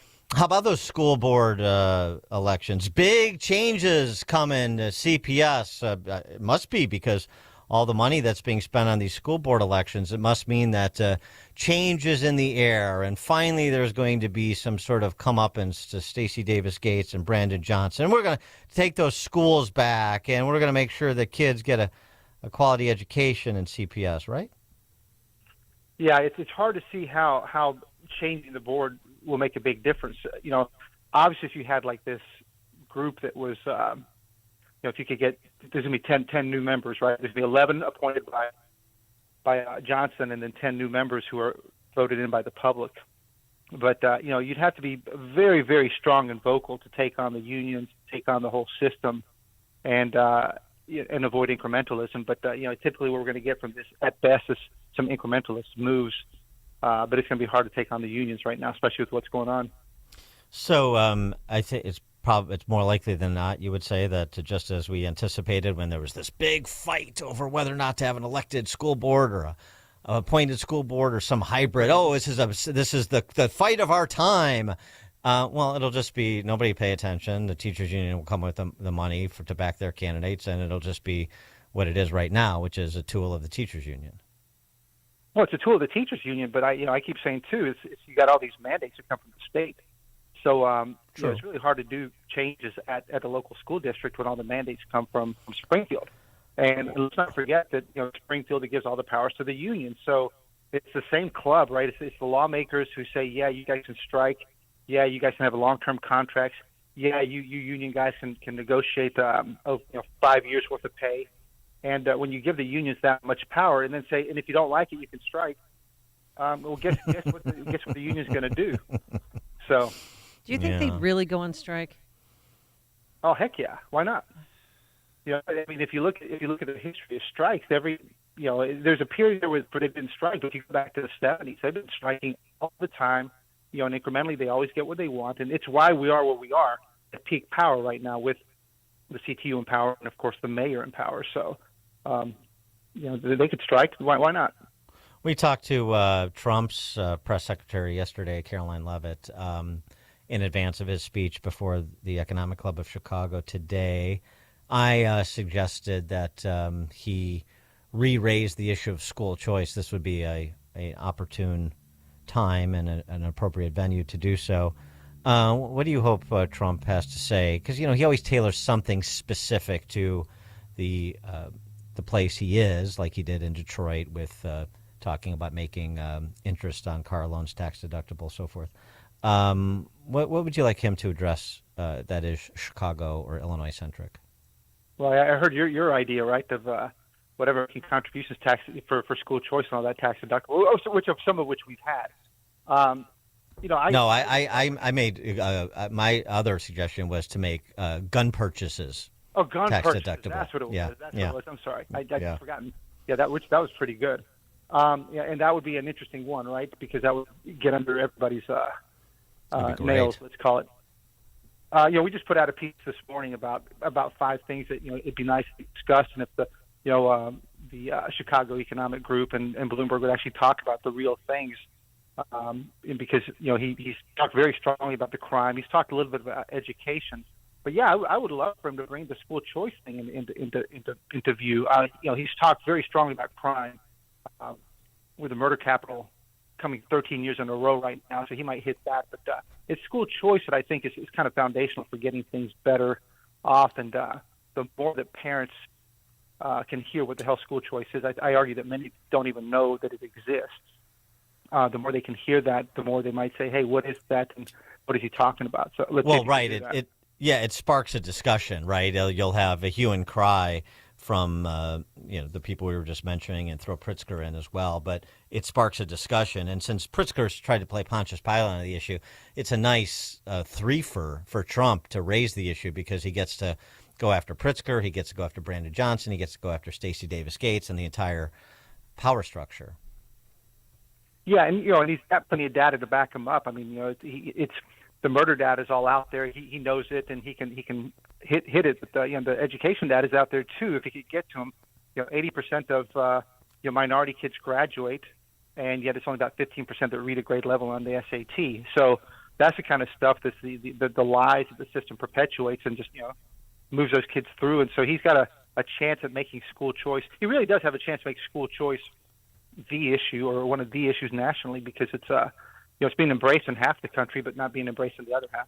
All right, so Stacey Johnson, our first lady, don't you know, she's been quiet for the past 17 months now. All of a sudden, she's getting her office redone at the tune of $80,000 when we're trying to tighten up the purse strings. Oh, right. Well, is she trying to salvage his mayoralship at this point in time? Why getting her office redone? No. Why entering the scene now? Now she's going to be a public figure. Now she's going to, essentially have some platform. You know who she should hire to redo that office? Who? Aaron Schock. You can make it up like Downton Abbey or something. Yeah. Right. Nice. No, but I'm just asking you, do you think that bipartisan. she's entering the scene to try and, make him look like the softer side of Brandon Johnson? Yeah, I don't know because I haven't really followed her, so I can't comment on it. We don't know her. But, We've never heard her voice. Yeah. Yeah, no, I mean, haven't. I mean, I don't know what her purpose. It's just strange that she's popping onto the scene now. Causes they like to go after, but I don't know what she's doing. But he certainly could use some help. Yeah. But of course, spending $80,000 in an office isn't the best start. Well, she was working at that diner on What's Happening, and she probably just got right. Wasn't she? Wasn't that her? She was the waitress on What's Happening, wasn't she? I think so. Anyway, hey, speaking of education, this is fun. Did Kamala Harris, is she a state legislator as well in Illinois? I mean, Illinois legislation give colleges taxpayer dollars for each minority student enrolled. So we're gonna. This is fascinating in a sense because, of course, it's identitarian politics on one hand, but on the other hand, I mean, it gives the school, not the actual student directly, which is real choice. But the idea of attaching, I mean, philosophically, this is attaching money to the kid, isn't it? Yeah, it is, and it's got to bump into constitutional issues. Obviously, they'll, like you said, they'll try to separate it. It's not the kid getting it, but the school. But we just have to stop. Everything has become so racialized that we no longer talk about merit anymore. And we just keep bastardizing our systems, no matter what they are. And this is just the next one. Well, right. I mean, this is obviously this is discriminatory and based on race, which is violative of our Constitution, the U.S. Constitution. But I mean, these are workarounds when you talk about legislators in Illinois. The latest and greatest. We had this. Contretemps between Tony Preckwinkle and Iris Martinez, clerk of the circuit court, and Tim Evans, chief judge for that matter, over the impact of no cash bail, the impact of Pritzker's purge law. What's your latest and greatest handle on those exchanges and the underlying data that Iris Martinez offered that suggests that the number of people not showing up for their mandated court appearances because they've been accused of committing crimes is much greater than has otherwise been advertised up until she presented that data? Yeah, I wish I could get my hand on that data, and we're going to work on that. We haven't worked on it yet, but it's nice to see somebody in the system take on the system, and she's saying the exact opposite of what the system is saying, that everybody's coming back to court on time and all that, and she's saying the opposite. The overwhelming majority aren't coming back on time for their court appearances. So it's good to hear, but I don't have any inside knowledge yet, and nor do I have the data. She's presented what she's presented, and she seems to stand by it. But the system doesn't like somebody speaking out of turn like that, and it's kind of refreshing for us to see somebody push back a little bit. Let's hope she's got her data right too, though. Hey, we're 3 weeks before an election, and we focus on the presidency, maybe some Senate races, so on and so forth. But there's technically the school board, I guess here. Technically, there's an election for like 118 state legislators and a third of the state senate, and I mean, do you see any evidence that are competitive races going on for things like state legislative seats, congressional seats? It's really hard to feel any of that, right? I feel a little bit of what's going on with Fioretti versus, in the attorney general, not the district attorney race, state's attorney race. But when you talk about legislators, you can't feel anything. I mean, I've heard talk that Republicans may lose more seats, and I've heard talk that Republicans may pick up a few. But I can tell you from where I sit, and I don't look at the politics all day. But if there was any move either way, I don't feel it. So it just kind of feels like status quo, like nothing's going on, which I think says a lot about where things stand for change and reform. It has to be dramatically different. If we wanted to think we're going to feel change in Illinois, you would feel it. You would feel. Here's an interesting thing.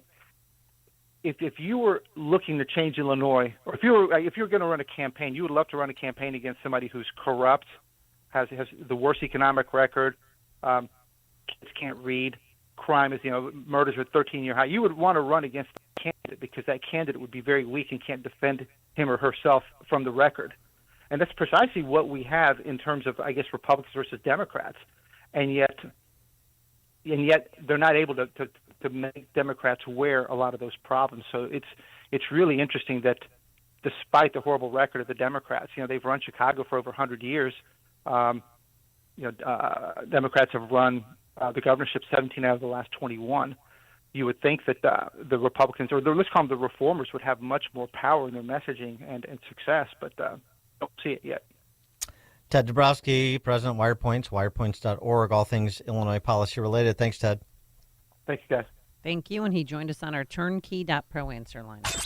Before you see it on TV, share it on Facebook, or read about it in the paper. Hear it here first. This is Chicago's Morning Answer on AM 560. The Answer.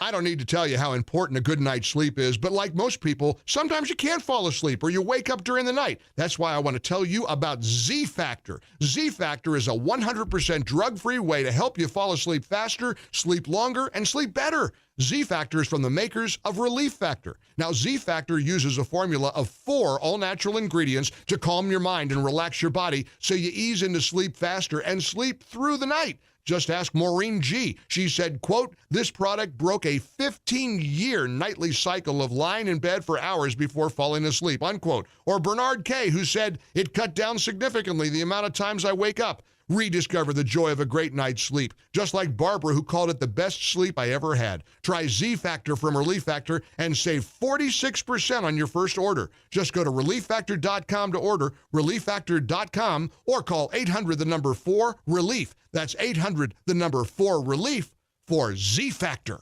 I couldn't stop talking about it to my family and friends. My knees are my trouble spot. But for me to tell them now that I'm doing so much better, they were amazed, and I've been amazed. QC Kinetics Cellular Therapies. Yes, it is amazing how these non-surgical treatments deliver joint pain relief for patients like Dr. Eric Williams, a successful chiropractor. Each week, I just started noticing that I could sleep and not have pain. I could play pickleball. I could do a CrossFit exercise routine. QC Kinetics revitalizes your joints so you can move again without the pain pills or invasive surgery. I'm 60 years old and I want to stay competitive as long as I can. And QC has allowed me to do that. They did me right and really made a difference in my life. Book your free consultation with QC Kinetics today and experience the difference for yourself. I like to go, move, move, move. QC Kinetics. Call QC Kinetics, 312-809-5955. That's 312-809-5955. 312-809-5955. Attention! If you owe money to the IRS, this is an urgent message. The IRS is cracking down by sending out heart-stopping letters, aggressively garnishing paychecks, seizing bank accounts, and putting liens on homes and businesses. They call it enforced compliance, and you better watch out because penalties and interest on unpaid taxes compound daily, making it seem impossible to ever get out of debt. Don't let the tax debt destroy your life. You need to call Optima Tax Relief, the #1 tax resolution firm. They're experts in the Fresh Start Initiative, one of the biggest breaks that the IRS has ever offered. If you qualify, you could save thousands. Optima's resolved over $1 billion of tax debt for their clients. A+ rated with the Better Business Bureau, they'll fight to get you the best deal possible. Call Optima now for a free consultation. Call 800-965-1433. 800-965-1433. 800-965-1433. Optima Tax Relief. Some restrictions apply. For complete details, please visit OptimaTaxRelief.com. Are you turning 65 and thinking about Medicare? Or are you over 65 and haven't enrolled yet because you still have coverage at work? Either way, Medicare done correctly will be the best health insurance you will ever have. Imagine having an annual deductible of only $240.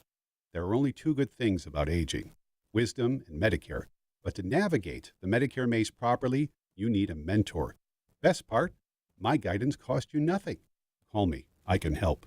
If you're tired of calling a bureaucrat at an 800 number to help you navigate Medicare, then you need a local expert on your side, your own health insurance mentor.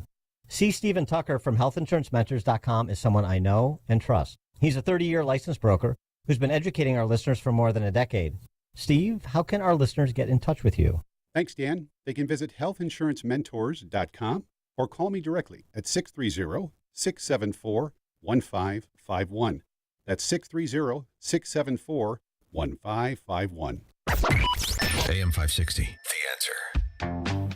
All right, coming up on Chicago's Morning Answer. At 8:08, we'll talk to former Virginia Attorney General Ken Cuccinelli, head of the National Transparency Project. We'll talk ballot security. Ken Cuccinelli, what does he see, particularly in those battleground states? That's 8:08. And it's just a snowflake. We'll explain, but now let's head into the newsroom. Here's Mike Scott. We're dealing with breaking news this morning and understanding that Walgreens will close another 1,200 stores. The Deerfield-based firm struggling again this quarter. WIND Chicago News Time, 8 o'clock. The attacks are ramping up as the election closes in. I'm Dave Anthony, Fox News. Donald Trump is increasingly unstable and unhinged. Vice President Harris also called the former president dangerous, playing clips of Trump at a rally in Erie, Pennsylvania last night, calling those who oppose him enemies from within.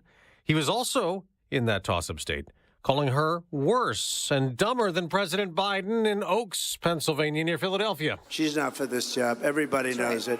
Look, we're running against not her. We're running against a very powerful and a very corrupt machine. And as polls show more black voters considering supporting Trump this time, Fox's Brooke Singman reports. Her rally focused heavily on her campaign's push to win over more black voters. Harris and Trump will go to Chicago, a very Democratic city. Then he'll rally in Atlanta as early in-person voting starts today in Georgia. A new American missile defense system will soon be operational in Israel. Reuters reports the first components arrived yesterday. It's now been 2 weeks since Iran fired a barrage of missiles. The region and the world has been waiting to see how Israel will respond. The fear is that if Israel responds too aggressively, the shadow war could become a full-blown confrontation. Well, now we have some insight. The Washington Post reports that Israeli Prime Minister Benjamin Netanyahu told President Biden in a phone call that Israel will strike Iranian military sites instead of oil or nuclear locations. That's Fox's Matt Finn in Tel Aviv. Another family is in mourning in Florida, where a 23rd death is now blamed on Hurricane Milton. Days after the storm did damage and caused flooding, there are still about 200,000 power outages in the state. America's listening to Fox News. 42 degrees, rain showers at 8:02 on AM 560. The Answer. Good morning. I'm Mike Scott. There is a freeze warning remaining in place through 9 a.m. for parts of Kane, Kendall, LaSalle, DeKalb, McHenry, and Kenosha County in Wisconsin. Walgreens will close 1,200 locations over the next 3 years as the struggling drugstore chain seeks to turn around a U.S. business that contributed to about $3 billion in a quarterly loss. Companies saying today that about 500 store closures will come in the current fiscal year. Right now, Walgreens operates about 8,500 stores in the United States. A man shot and killed while walking into a restaurant last night in the Little Village neighborhood on the southwest side. Gunfire went through the glass of that restaurant, striking a 27-year-old employee as well. She was treated locally by paramedics and then transported to Mount Sinai Hospital, listed in serious condition. Chicago police are investigating after the Abraham Lincoln statue in Lincoln Park was vandalized. The standing Lincoln statue was defaced with red paint sometime between Sunday night and early Columbus Day morning. That same statue was defaced in October of 2022. The Blackhawks visit Calgary tonight. The Bulls lost to Milwaukee in the NBA preseason. Week 6 of the NFL season wraps up with the Bills beating the Jets. The news, a service of Health Insurance Mentors. Are you 65 or older and thinking about Medicare? Medicare done correctly will be the best health insurance you will ever have. Call Stephen Tucker today. Visit healthinsurancementors.com, 630-674-1551. It's 8:04. Time for the AM 560 Business Beat, a service of Signature Bank. Visit signaturebank.bank for all your commercial banking needs. From the Fox Business Network, the very latest. I'm Elizabeth McDonald, and this is the Fox Business Report. Walgreens Boots Alliance is closing 1,200 stores in the next few years as part of its turnaround. The drugstore chain says it's confident the changes will result in significant financial and consumer benefits over the long term. Its earnings were better than predicted. Bank of America shares are up 1%. Its earnings topped estimates. Net income declined, but was not as weak as Wall Street was anticipating. United Health shares are losing ground. Though its quarter was better than expected, it is facing higher costs, and United Health says it's still absorbing the impact of a cyber attack. Boeing is planning to sell new shares to raise at least $10 billion. The aircraft manufacturer was burning through about $1 billion a month before the machinist strike. That's your Fox Business Report. I'm Jenny Cosolda, invested in you. 8:05, a check of traffic and weather on the way next on AM 560. Mike Gallagher says the numbers don't lie. Look, Trump is gaining everywhere. They don't want to tell you that in the mainstream media. Just look at the data, doesn't lie. Statistic after statistic tells you, look at the Daily Beast today. Oh no, this is a problem. Trump is making historic gains with Hispanics. We know that Trump has historic gains with black voters. The Mike Gallagher Show, weekdays at 9, right before Dennis Prager at 11 on AM 560. The Answer. This is Sean Thompson for Donley Auctions. Donley Auctions wants your stuff. They have buyers. They need your items. If you're a collector, contact them and find out the market value. If you know a collector, tell Donley about them. If they sell it, you'll get a Donley's Finder fee. Cha-ching, cash in your pocket. Randy, what are you on the hunt for now? We need collectibles for our auction, and you need some extra cash. Not sure what you have? Call us. We know the value, and then you can make the decision. With our worldwide auction audience, we get top dollar. Here's your chance to add some additional money when you need it. 815-923-7000. 815-923-7000. Check us out at DonleyAuctions.com. Do you have any of these? Call Donley. You know anyone that has any of these things? Call Donley and get Donley's finder's fee. Donley Auctions, 815-923-7000. Tell them Sean sent you. Building owners, property managers, and chief engineers. This one's for you. Hello, this is Bruce Diedrich with Waukegan Roofing, your professional roofer. Everything starts on top. Your investment, your building, and everything in it is protected by your roof. It needs to be in good shape. That's where we can help. If it needs to be repaired or replaced, or you think it might, call us. Let's find out. Here's the number. 847-623-1625. At Waukegan Roofing, our employees are union-trained roofing professionals with OSHA safety training certifications and have thorough knowledge and expertise regarding the various roofing systems we sell, maintain, and install. We know commercial roofing systems because that's all we do. Over 110 years of doing commercial roofs. Waukegan Roofing has the slogan, roofs you can rely on. Because you can. Here's the number to call, 847-623-1625. And get the info at WaukeganRoofing.com. WaukeganRoofing.com. Go with your gut. Your dog's immune system is based in the gut. A diet lacking in nutrients can cause itching, scratching, and a weak immune system. However, there is a solution. DINOVITE, Dinovite. It took a grand total of 2 weeks. The dog stopped itching, the hair stopped falling out. Try Dinovite for free. Just pay shipping and handling. Learn more at dinovite.com/radio. Happier, healthier with every bite. Over 1 million pets helped with Dinovite. The Tunnel to Towers Foundation welcomed U.S. Army Specialist Brent Menard into a new mortgage-free smart home in Florida. Now, while on a road clearance mission in Afghanistan, Brent's vehicle was blown up by an improvised explosive device. Brent became a T4 paraplegic. Tunnel to Towers built him a specially adapted smart home that allows severely injured heroes like Brett to live more independently. We hope you'll donate $11 a month so this great work can continue. Just go to their website, the letter T, the number 2, the letter T.org. It's 8:08. Let's check the roads. We do that, of course, in the Team Hochberg Traffic Center. And this update is a service of the Chicago Board of Elections. Early voting is now open through Election Day. Go to the Chicago Voting Super Site or the board offices. Go to chicagoelections.gov for more information. Outbound Stevenson, they've cleared an accident at Ashland Avenue. Inbound Dan Ryan, there's an accident in the locals inbound at 51st. and a 44-minute travel time from 95th into the Burns Circle interchange. Northbound I-57 just after Flossmoor Road. Report of an accident now being shoved off onto the left-hand shoulder. Chicago's Morning Answer with Dan and Amy continues next. AM 560 Weather Center forecast with Steve Williams. Today, times of clouds and sun, breezy showers. Could be a rumble of thunder today, high 51. It'll be clear and chilly tonight, some frosty spots, low 38. And then sunny and a warmer day tomorrow, the high at 58. I'm Steve Williams on AM 560, The Answer. 42 in light rain at O'Hare, 43 Midway, 41 in Aurora, 39 Kankakee, and 41 in Lansing. Your next news update is at 8:30.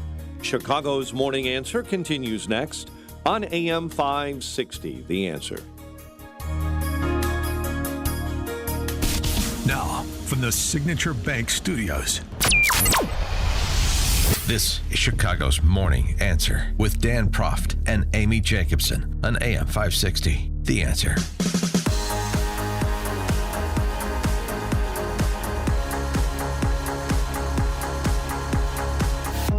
Top of the morning, Dan and Amy. Over the weekend, Virginia Governor Glenn Youngkin tweeted this news.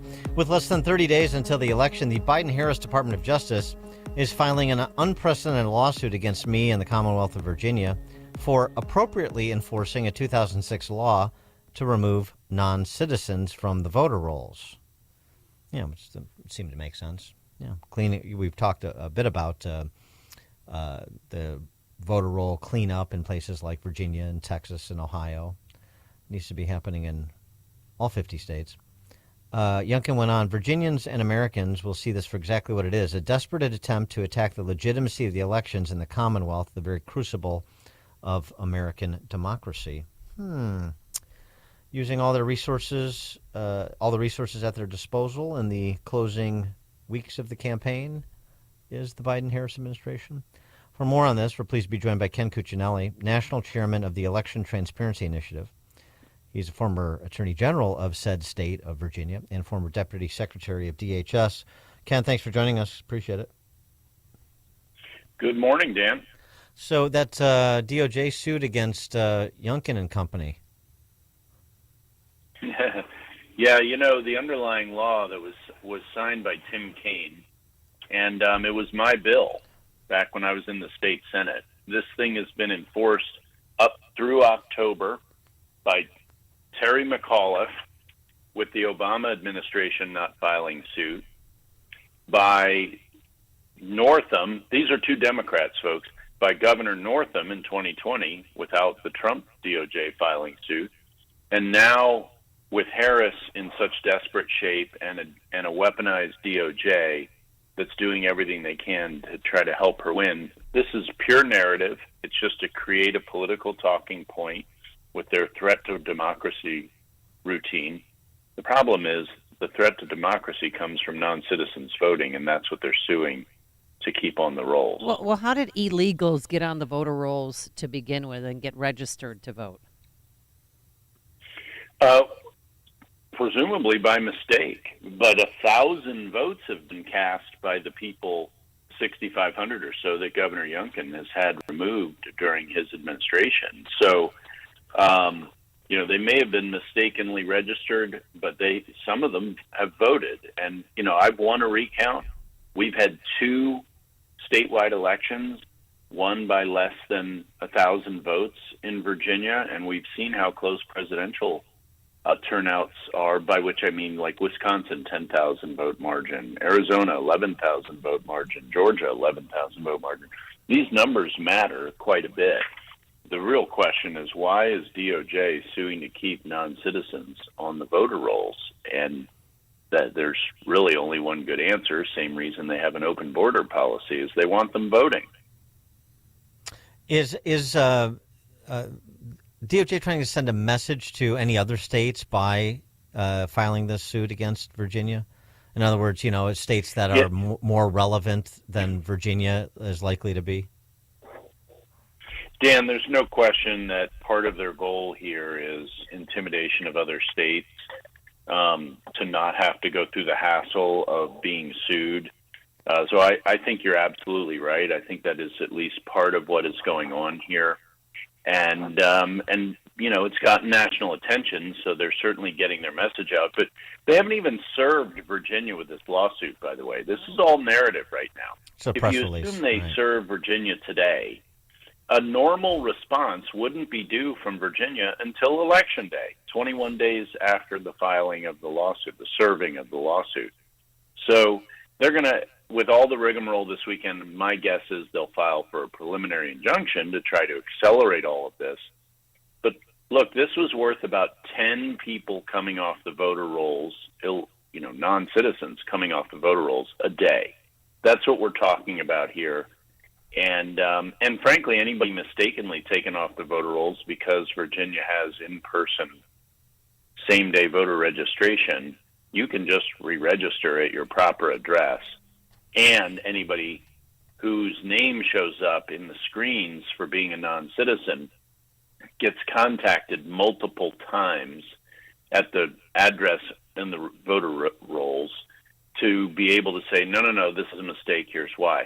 And so this is not some random, it's not systematic, which is a key legal element of the case, undertaking. It's a very specific removal of voters who have identified themselves as not being citizens. The situation in North Carolina, to a lesser extent Georgia, what's your assessment of how local authorities are moving in response to the natural disaster to Helene to make sure that people are not disenfranchised? Yeah, Dan, the difference between those two states and really all 6 states hit by Helene has been night and day, with North Carolina performing absolutely horribly, and still they don't have an accounting for who's missing in North Carolina. You compare North Carolina's performance here with Florida, that has been hit by 2 hurricanes, Milton after Helene, and Florida is recovering better than North Carolina being hit by 1. And this affects people's, if you can't eat, you don't know where your next meal is coming from, and your house has been wiped out, you're really not thinking a lot about voting. Right. Maslow's hierarchy of needs comes into play. Right. And North Carolina is not getting people back on their feet. They're not doing the basics. They took almost 2 weeks to begin making any adjustments for the displacement of people here for the election. I have not seen a state-federal response this bad. I'm being specific to North Carolina now, since Katrina. It's very bad. And when I was at DHS, FEMA reported to me this is a very poor performance. And so they have 3 weeks. It's very frustrating to a lot of people. They have 3 weeks to get it together. Do you think that's enough time? They will make forward progress. But Julie, the fact of the matter is they're already behind where they should be. And I'm just speaking statistically here, because of how long it's taking to get some basic pieces in place, then voting is going to take longer to get in place in various localities. And there are just going to be less people voting in these counties, and these are heavily Trump counties. And there's no way of getting around that. And we can't really very well blame the folks who live there or lived there, many of whom have died because of the storm. But their state government, combined with FEMA, but the state government's the first responder, is performing so poorly that they're just not being put in a position where they can move beyond what am I going to eat tomorrow, what is my family going to eat, to getting to the point of who am I going to vote for. Well, what the Republican Party, I saw that the State Board of Elections passed this sort of bipartisan resolution, and I know that's not necessarily worth much, but I mean, is there something the Republican Party, the Trump campaign, the combination of the two should be doing that they're not doing to make sure that that those folks are able to vote?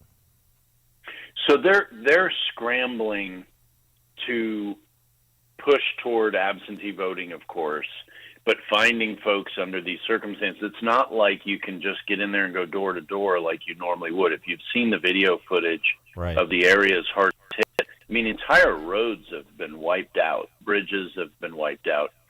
And so getting around to even have those personal communications, because phones aren't working either, is very, very difficult. They're doing what they can. I know they are, because I've been in touch with some of the election folks down there.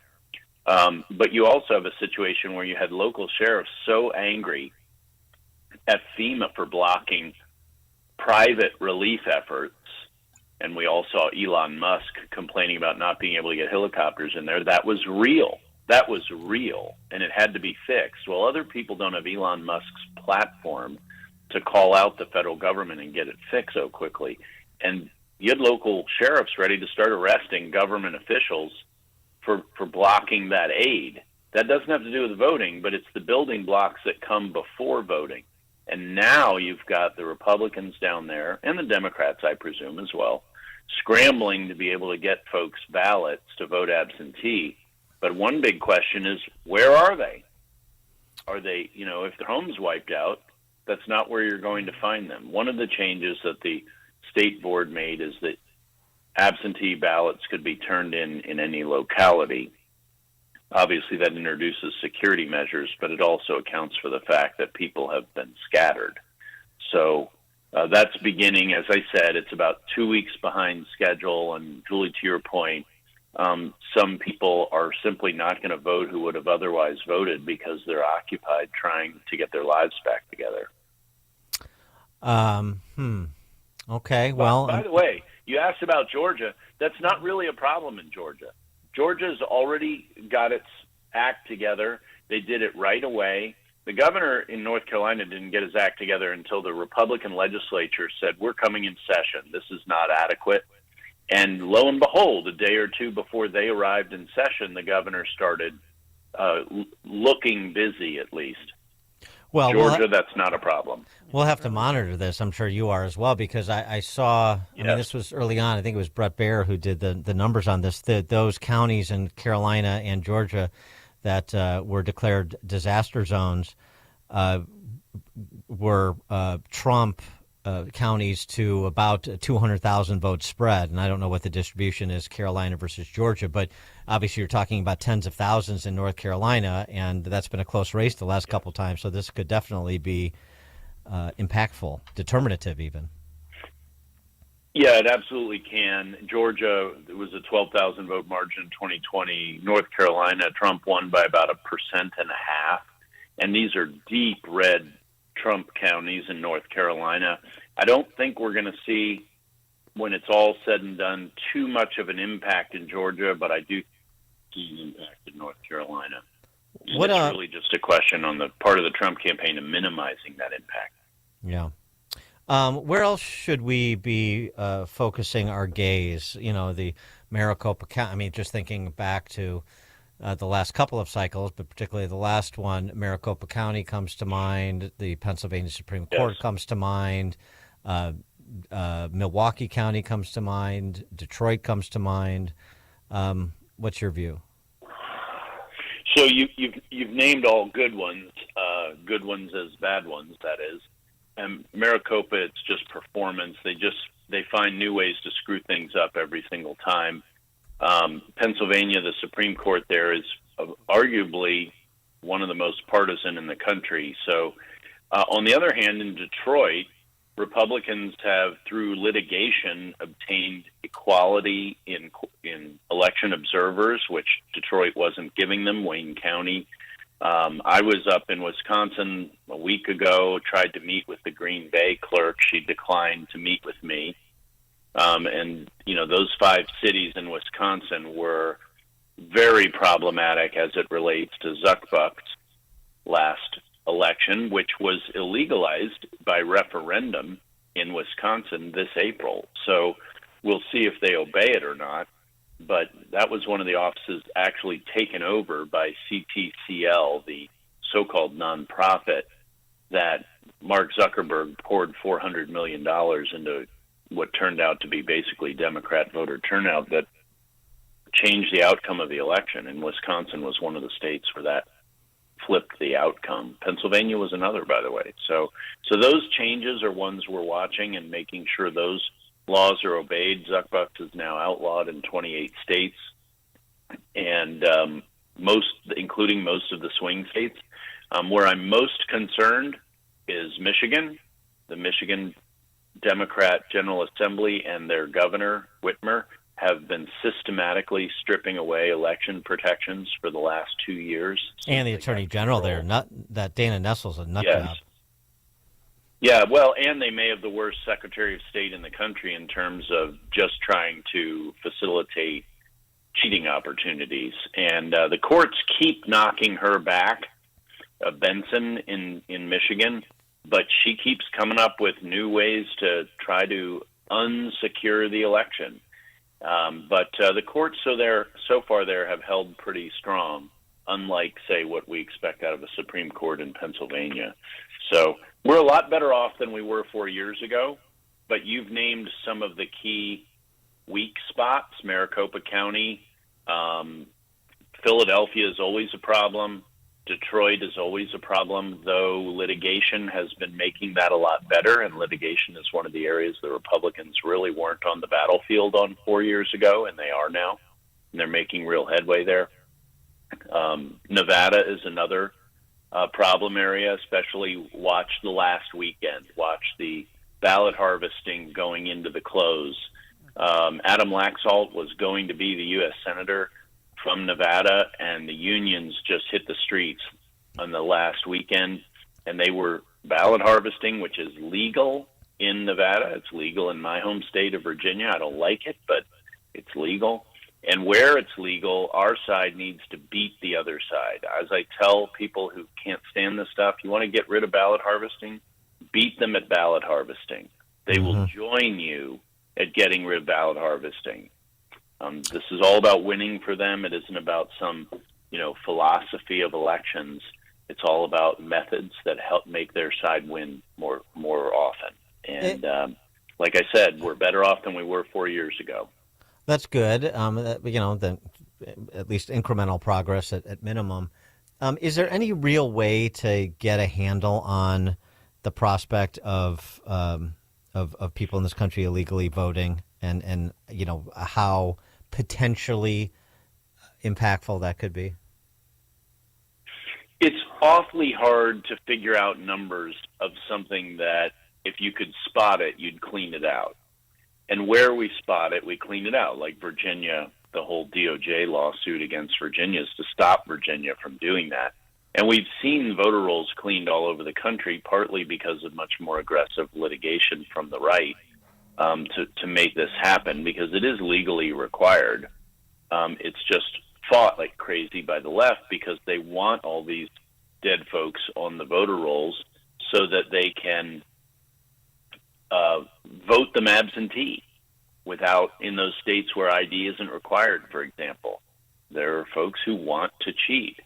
And Scott Rasmussen did some polling over the course of the last year of the elite 1% of this country. They've overwhelmingly gone to Ivy League schools, that kind of thing. They're 75% Democrat, and 69% of the politically engaged elite believe that it's better to cheat than to lose an election. 69%. Oh my God. So the idea that we are paranoid is crazy. Just because you're paranoid doesn't mean they're not out to get you.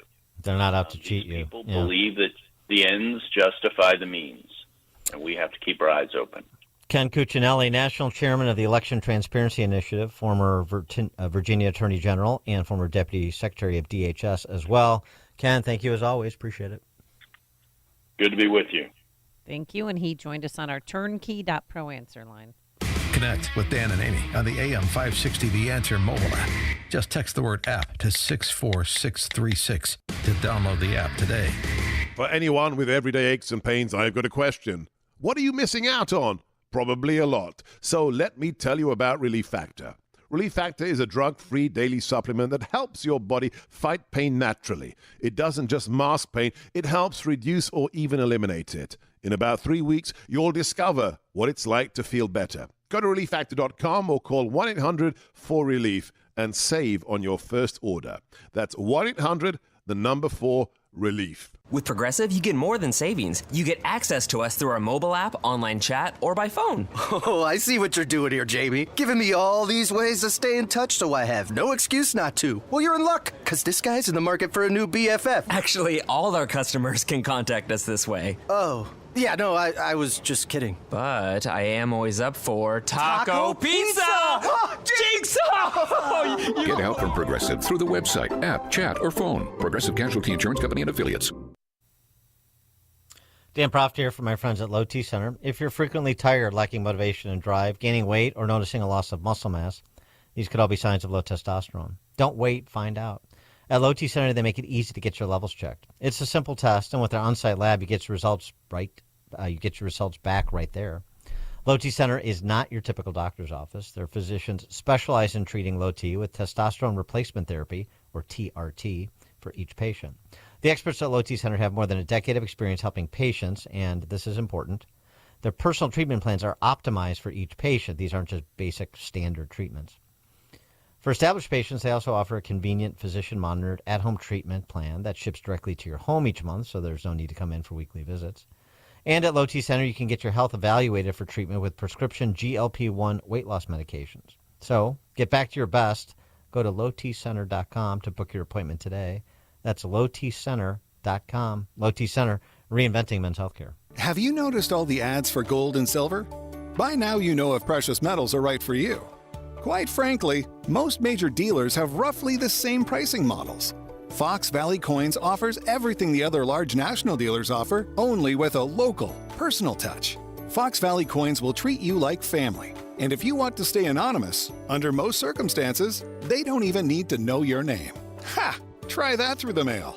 When you buy directly from Fox Valley Coins instead of national dealers, you can pick out the actual pieces and they will scientifically analyze the items for authenticity right in front of you. That's a huge advantage. The reason is because 95% of fakes offered are purchased through the mail. Fox Valley Coins buys, sells, and performs appraisals of all precious metals, as well as rare coins and currency. Visit Fox Valley Coins in person, one light north of I-88 on Route 59 at Naperville-Warrenville border. Fox Valley Coins, family integrity for over 43 years. AM 560, The Answer. All right, coming up on Chicago's Morning Answer. At 8:38, as promised, Stanley Kubrick's daughter responds to the Trump campaign video using scenes from Full Metal Jacket. That's at 8:38. And Dan, would you rather go hunting with Tim Walz or Dick Cheney? But now let's head into the newsroom. Here's Mike Scott. 8:32 on AM 560, The Answer. If it's Tuesday, it must be time for more presidential candidate interviews. Former President Donald Trump taking part today in a Bloomberg News interview co-hosted by the Economic Club here in Chicago. Vice President Harris will be on the radio and on a couple of podcasts. Yesterday, Harris took her struggling campaign to Pennsylvania, where she tried to talk about what she's done for the black community. Having the lowest black unemployment in recent history, the work that we have done that has been about investing in black businesses. Former President Trump holds a town hall in the Philadelphia suburb of Oaks Monday. Former President Donald Trump alongside South Dakota Governor Kristi Noem in Oaks, Pennsylvania. Trump taking the opportunity to lay out his energy agenda. We have more liquid gold under our feet than Saudi Arabia, than Russia, than any other country. I'm going to bring down your energy costs 50% in the first year. 50%. However, less than an hour into the event, the town hall was interrupted when two separate members of the crowd had medical emergencies, forcing Trump to cut the night short. The Trump campaign says both of the individuals fainted, but are doing okay now. Trump is scheduled to campaign down in Georgia later today. Brooke Singman, Fox News. Google is committed to buying electricity from a startup, but it's not what you think. Google announcing it's supporting construction of nuclear reactors in the U.S. The reactors are to power artificial intelligence infrastructure. Walgreens will close about 1,200 locations over the next 3 years as the drugstore chain seeks to turn around a struggling U.S. business that contributed to a $3 billion quarterly loss. The Deerfield-based company said today about 500 store closures will come in the current fiscal year. Walgreens operates about 8,500 stores in the United States. A man was shot and killed while walking into a restaurant last night in the Little Village neighborhood on Chicago's southwest side. Gunfire also went through glass of that restaurant, shattering several windows and striking a 27-year-old employee. She was treated by paramedics and transported to Mount Sinai Hospital. She's listed in serious condition this morning. The Blackhawks visit Calgary tonight, coming off their first win of the young NHL season. Bulls blew an 11-point lead in the preseason and lost to Milwaukee, 111-107. Week 6 of the NFL season wraps up. Bills knocked off the Jets. Baseball playoff style, the NLCS, Mets over the Dodgers. ALCS, Yankees beat Cleveland. The news service of AlmostFreeTeeth.com. Overpaying for dental implants is over if you have a Blue Cross Blue Shield, PPO, or FEP. You could save 90% off on average to get that smile back. Learn more and check if you qualify. AlmostFreeTeeth.com. A check of traffic and weather on the way next on AM 560. Get your tickets for Freedom Summit Chicago, Saturday, November 2nd at the Westin Chicago Northwest in Itasca. This year, featuring Dr. Sebastian Gorka, economist Stephen Moore, along with Dan Proft, Amy Jacobson, Sean Thompson, John Anthony, and many more. This event will sell out, so get your tickets today at freedomsummitchicago.com. That's freedomsummitchicago.com. Sponsored in part by Overhead Door, healthinsurancementors.com, Trinity School of Natural Health, and by Blue Star Security. If you're living with dry age-related macular degeneration or dry AMD, you may be at risk for developing geographic atrophy or GA.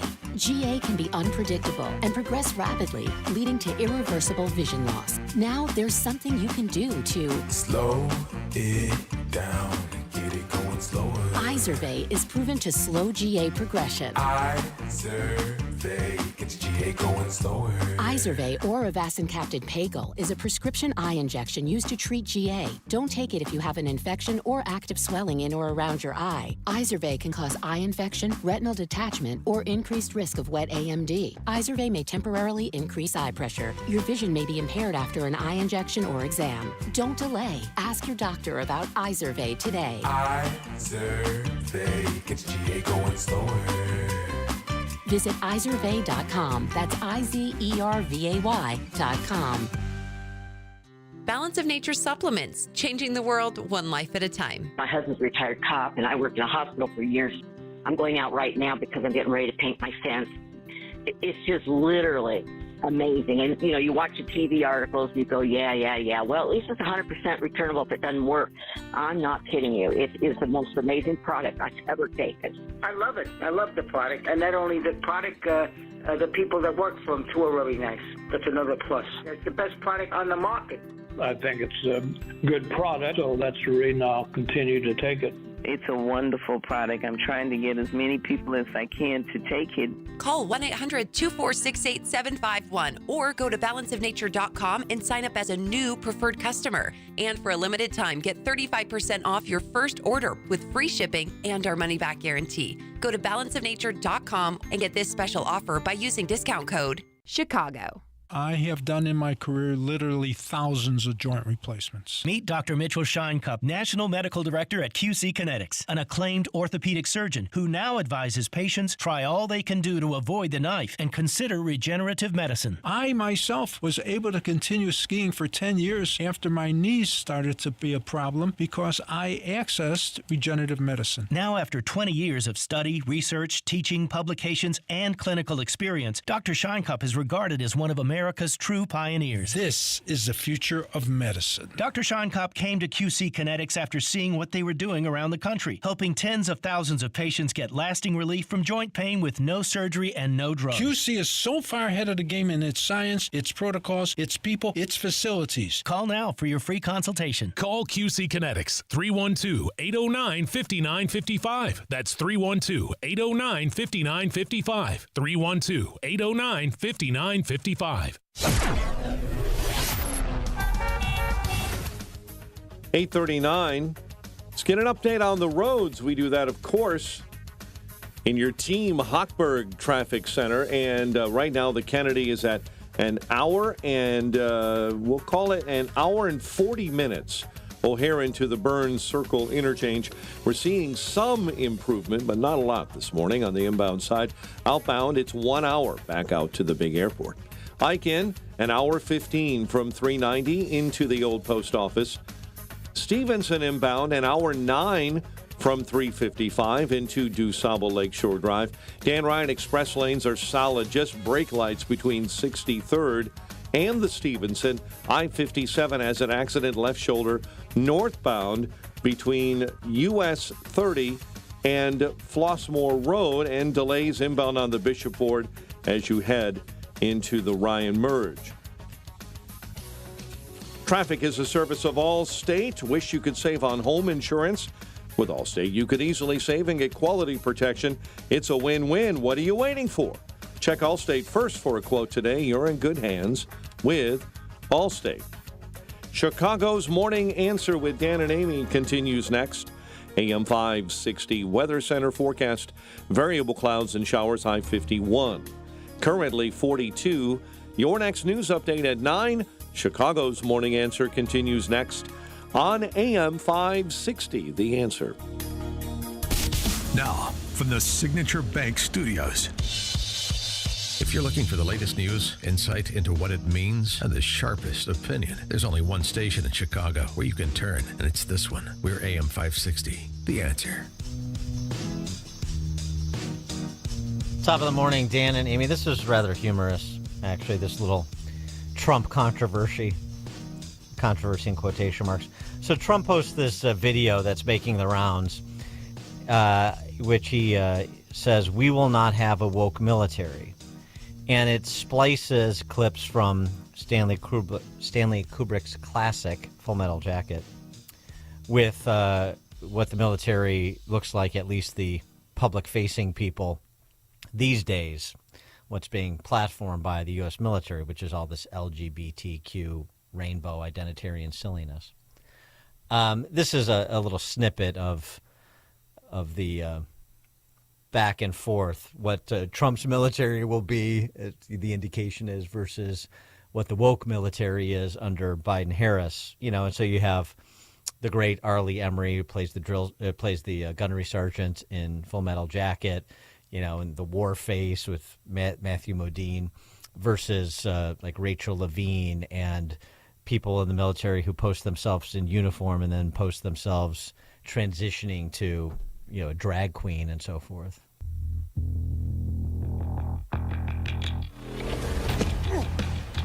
You little scumbag! I got your name! I got your ass! You will not laugh! You will not cry! You will learn by the numbers! Happy Pride. Happy Pride Month. And actually, let's declare it a summer of pride. So you're a killer? Sir, yes, sir! Let me see your war face! Sir, you got a war face? Ah! That's a war face! Now let me see your war face! Ah! Bullshit! You didn't convince me! Let me see your real war face! Ah!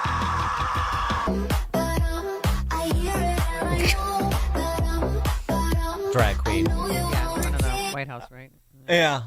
So, yeah, you get the gist. So people, of course, can't not take the bait when it comes to Trump. They're, how dare you use Stanley Kubrick and Full Metal Jacket. That was an anti-war movie. He would not. It's not intended to promote this military machismo and so forth. You don't even understand the movie. Okay. Well, Vivian Kubrick responded. His daughter. This is good. To those who think my father wouldn't have wanted Trump to use Full Metal Jacket footage, here are my thoughts. I agree in principle that an anti-war movie is incongruous with promoting the idea of a tough, non-woke U.S. military and thus war itself. However, these are very dangerous and strange times, and thus using this footage is doubtless pure expedience. Because I'm sure the irony of using Full Metal Jacket footage is not lost on Trump or his team. Trump is always seeking to end wars and use peaceful methods. However, that's primarily what Full Metal Jacket is about, the shocking and complicated paradoxes of human nature. And thus, on this tooth and claw planet, you need a very strong military. So I'm going to stick with the idea that Full Metal Jacket footage was used primarily because of its powerful, realistic portrayal of boot camp, juxtaposed with the entirely demoralizing and inappropriate ejection of woke ideology into the U.S. military, which I agree with myself and which I'm certain my father would have agreed with. Truthfully, I believe my father, who supported Reagan, would very much approve of saving America, indeed the world, from the highly destructive globalist forces threatening to take over this planet. And if that footage from Full Metal Jacket helps Trump make the point that the U.S. military needs properly trained, super tough, focused, and dedicated warriors, and not introduce the demoralizing effects of wokeism and attracting people to join up simply to have their sexual reassignments paid for, then Trump has my blessing.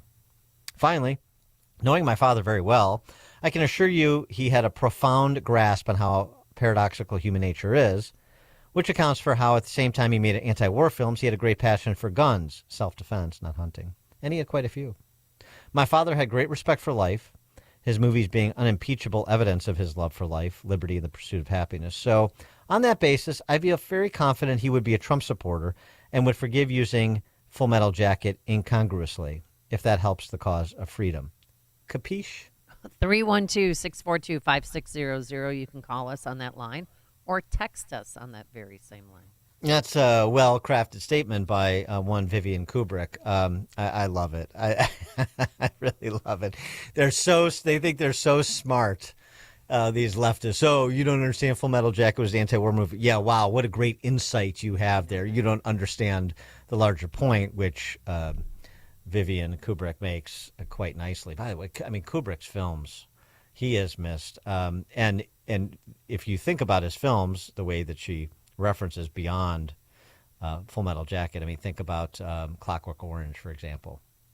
As she said, unimpeachable, his love of life, liberty, and the pursuit of happiness as conveyed through his art, through the camera, through film. And you Right? think about all those, lefty Hollywood elitists who made Trump stop using Dream On.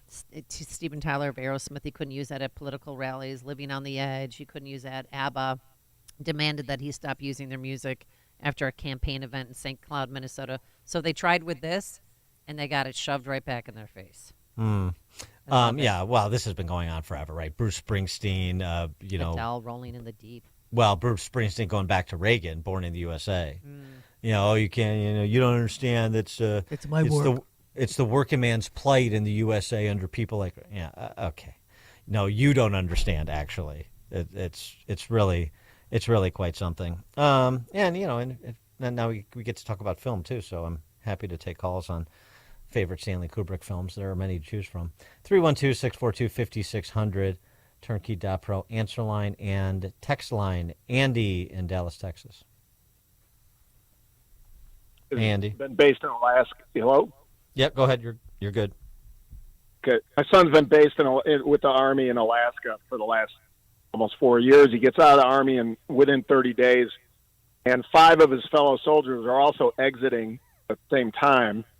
And while there isn't a bunch of this woke kind of crap up in Alaska because it's kind of a backwater post, this is a good reason why a lot of people are leaving the services and not signing up for any of the services.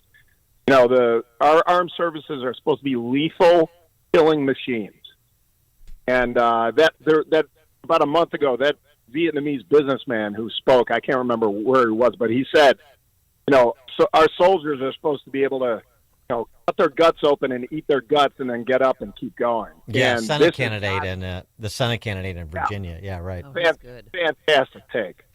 And, you're going to continue to see this whittling out of our armed services if this kind of crap keeps going on. Thanks for the call, Andy. Sure. I mean, why would it be any different in the military than any other sector where you indulge identity over ability? And that's what we do. That's what we do everywhere, because everywhere all these institutions are controlled by the left. Well, that could change as of November 5th and then January 20th, couldn't it? Tom in Blue Island. Hey, good morning, Dan and Amy. Dan, it would have been great if that Full Metal Jacket clip with Art Lee Ermey was just a little longer after he asked for Matthew Modine's war face, and he says it the second time, and he really screams like he's going to kill somebody, and Art Lee Ermey's response is, "I'm not scared, work on it." Yeah, that was classic. Arlie Ermey as the gunnery sergeant he was genius there. Modine was good too. It was an interesting cast. Yeah. Text message. Vincent D'Onofrio. Oh, yeah. Sorry for interrupting. Dan and Amy, Stanley Kubrick's greatest film was called The Moon Landing. Total lie. He put Yeah, right. afterwards. Yeah, right. I get the. Was that Sean texting in? It was a text from 602, so that's Phoenix, Arizona. Jay, Humboldt Park. Hey, this is about 20 years ago, maybe 19. Matthew Modine had published his memoirs on the filming of Full Metal Jacket, and they promoted the book signing at the Gene Siskel Film Theater, and I remember the way it was promoted. It was very heavy on the Stanley Kubrick angle, and it was rainy that day, and hardly anybody showed up. It was pouring. Now, to his credit, Matthew Modine was very gracious and talked with us, and it was a nice little crowd. But I asked him, "Why are you here? You should have been at a military base, and there would have been lines down the street to get a hold of this book." And I was like, whoever you were trying to attract did not turn out. And I just remember the way it was. It was aimed at all the artsy-fartsy types, and they did not turn out. That's funny. The what Jay? Since you sound like you might be a cinephile as well, best Matthew Modine movie. I am going to say it is Full Metal Jacket because I was also in the Marine Corps, and that movie is the one that always resonated with me. All right. I mean, he was great as Private Joker in Full Metal Jacket. I'll give you that. Thanks for the call, Jay. But I would have to say, wait, do you have a favorite Matthew Modine movie, Amy? You're not talking to me, are you? You came of age when Matthew Modine was in his ascendancy. No, I don't. I was too busy being a self-absorbed high school student. When did that stop? Oh, hey-o. Wait, does Mike have yes, one? Mike No, does. I was just thinking all the way back to Spartacus, which is one of my favorites and probably my most underrated Stanley Kubrick film. Oh, yes. But 2001, I think, rises to the top for me, just by how it changed my life, just changed how I look at cinema. I'm so glad you didn't say Eyes Wide Shut. I was a little worried. Vision Quest, I did watch Vision Quest. That's the answer. Times, you're right. There it is. How about Linda Fiorentino on Vision There Quest? you go. So I have a crush on her. Yeah. David and Winnetka. Hey, good morning, guys. I was having a talk with a gentleman. This was about a couple of years ago. He was a Navy SEAL trainer, and he had to quit. He wanted to be a lifer, but he quit because people were coming. They were complaining, "Oh, he's too hard. He's too rough." So SEALs were coming down to him. He's like, "These are the baddest of the baddest people on the planet," and it's absolutely nuts. But one more quick note here while talking about movies and just the general douchebaggery of the left. You guys could run a segment like once a week, a couple times a week, just encounters with them. Do you remember the movie Close Encounters of the Third Kind? Of course I do. You could call it, we could call it Those Encounters with Turds Unkind. Okay. David. Kathy, Orland Park. Hey, good morning. When my son was in high school, he was considering quitting high school and joining the military. I did not want him to do that, so I showed him Full Metal Jacket and Platoon, and then I asked him what branch of the military he wanted to go to, and he's an electrical engineer today. Mom. I thought you were going to say you showed him Hot Shots or something, and it didn't. He didn't want to get walleye vision. He didn't mention it again. Okay. All right, Kathy. Well, there you go. The way to talk him out of right the as- military service. Right as a mother. Well, I mean, now it's easy to talk your son out of military service. Just show them, who's in charge. Show them the other clips in that Trump video, not the Full Metal Jacket clips. Ralph and Rantoul. Yeah, my dad was a good morning, guys. My dad was a Purple Heart World War II Marine veteran who served at Okinawa and then got blown up and shipped stateside where he met my mom. He wouldn't watch any of these. And I said, "Why, Dad? They're great movies." He said, "When I was in basic training, they were training us to kill the Japs. We knew we were going to the Pacific." He said, "None of my drill instructors were like that. We would have killed them." All right. Thanks for the call, Ralph. I mean, perhaps a little over the top for effect. I can understand though too. What's that? We're having fun over here. Well, I can understand too the veterans that don't want to watch some of these movies because they're too close to the reality they experience, like a Platoon or some of these other movies that are particularly difficult to watch because of the death. I mean, the reality of it. Glenn in Orlando. Hey, Glenn. Glenn. Oh, good morning, guys. Hey. Good morning. Can you hear me? Yep, go ahead. So, yeah, Vision Quest is a classic movie. I agree. One of my favorites. About a week ago, there was a debate between Tim Kaine in Virginia and Hung Kao. Hung Kao is the ex-captain, Navy SEAL, I believe.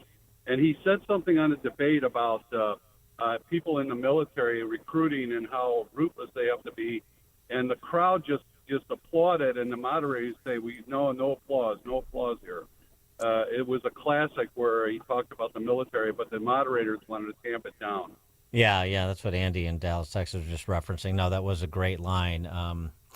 And he's a great candidate. Boy, wouldn't that be fun talk about the choice of masculinity. Suburban Dad on the down low, Tim Kaine. Before there was Doug Emhoff to Kamala Harris, there was Tim Kaine to Hillary Clinton, and versus Hung Kao, who's awesome, and he's done some great campaign spots, and you know that, he's a bad mamma jamma, number one, and it's authentic, number two. I'd love to see that upset, and maybe, I don't know, if the Department of Justice is worried enough about Virginia that they feel like they need to sue Glenn Youngkin for removing people who are non-voters from the role, then maybe Hung Kao brings that upset. That would be sweet. We got real quick. We got a text message from your favorite person, Steve Trout.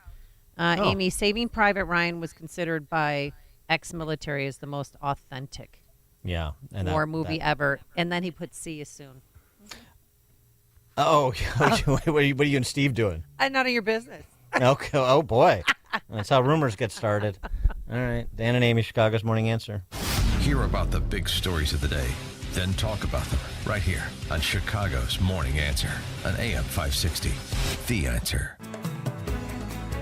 At Signature Bank, going the distance for business banking customers is what we do every day. We understand that business owners have a strategic mission, a drive to succeed, a plan for growth, and don't have time to wait for a bank to respond. With Signature Bank, you not only have a banking partner that has roots right here in Chicago, but our decisions are made locally too. Signature Bank knows that when you have a question or problem about your business, you want answers. You need someone who will pick up the phone or respond to your text. You need someone who is always there for you. That's Signature Bank. We are a team that wants to get to know you and your business. Want to be Signature Bank's next success story? Give us a call today at 773-467-5630 or visit us online at signaturebank.bank. Member FDIC Equal Housing Lender. Hey guys, Dan Proft here. Fellas, if you're feeling at a loss for energy, it could be low testosterone. That's right, it affects our moods. Testosterone therapy, or TRT, can help you get back to your best. But guys have different T levels. We're not all the same. So don't go for TRT, referred to as a standard dosage plan. Ask. Look for TRT with an optimized personal treatment plan like you'll get with the experts at Low T Center. They provide advanced therapy and with more than a decade of experience. So go to lowtcenter.com to book your appointment online. That's lowtcenter.com. Low T Center, reinventing men's healthcare. Wesley Financial Group is not a law firm. If you own a timeshare, don't miss this public service announcement from Chuck McDowell, founder of Wesley Financial Group. If you receive an unsolicited phone call or mail piece to discuss selling, renting, or especially canceling your timeshare, don't fall for it. If you really want out of your timeshare, hang the phone up immediately or throw that mail piece in the trash and contact your timeshare resort or Wesley Financial Group for assistance with your timeshare. As the only Inc. 500 timeshare cancellation company, our knowledge, experience, and results has made Wesley a trusted resource for over 40,000 families we've helped get out of their timeshare. Give us a call, and I'll send you our timeshare exit information kit free with the straight facts about your timeshare and all of your options for cancellation. Call for your free info kit. 800-839-8484. 800-839-8484. 800-839-8484. AM 560, The Answer. Here's that hung cow bite from the debate that people were referencing. When you're using a drag queen to recruit for the Navy, that's not the people we want. What we need is alpha males and alpha females who are going to rip out their own guts, eat them, and ask for seconds. Those are young men and women that are going to win wars. Please, audience, please. Oh, please. Yeah. Library schmarm. All right, today we're going to have some clouds, showers, a high of 51 degrees. It's 9 a.m. WIND Chicago. The race for the White House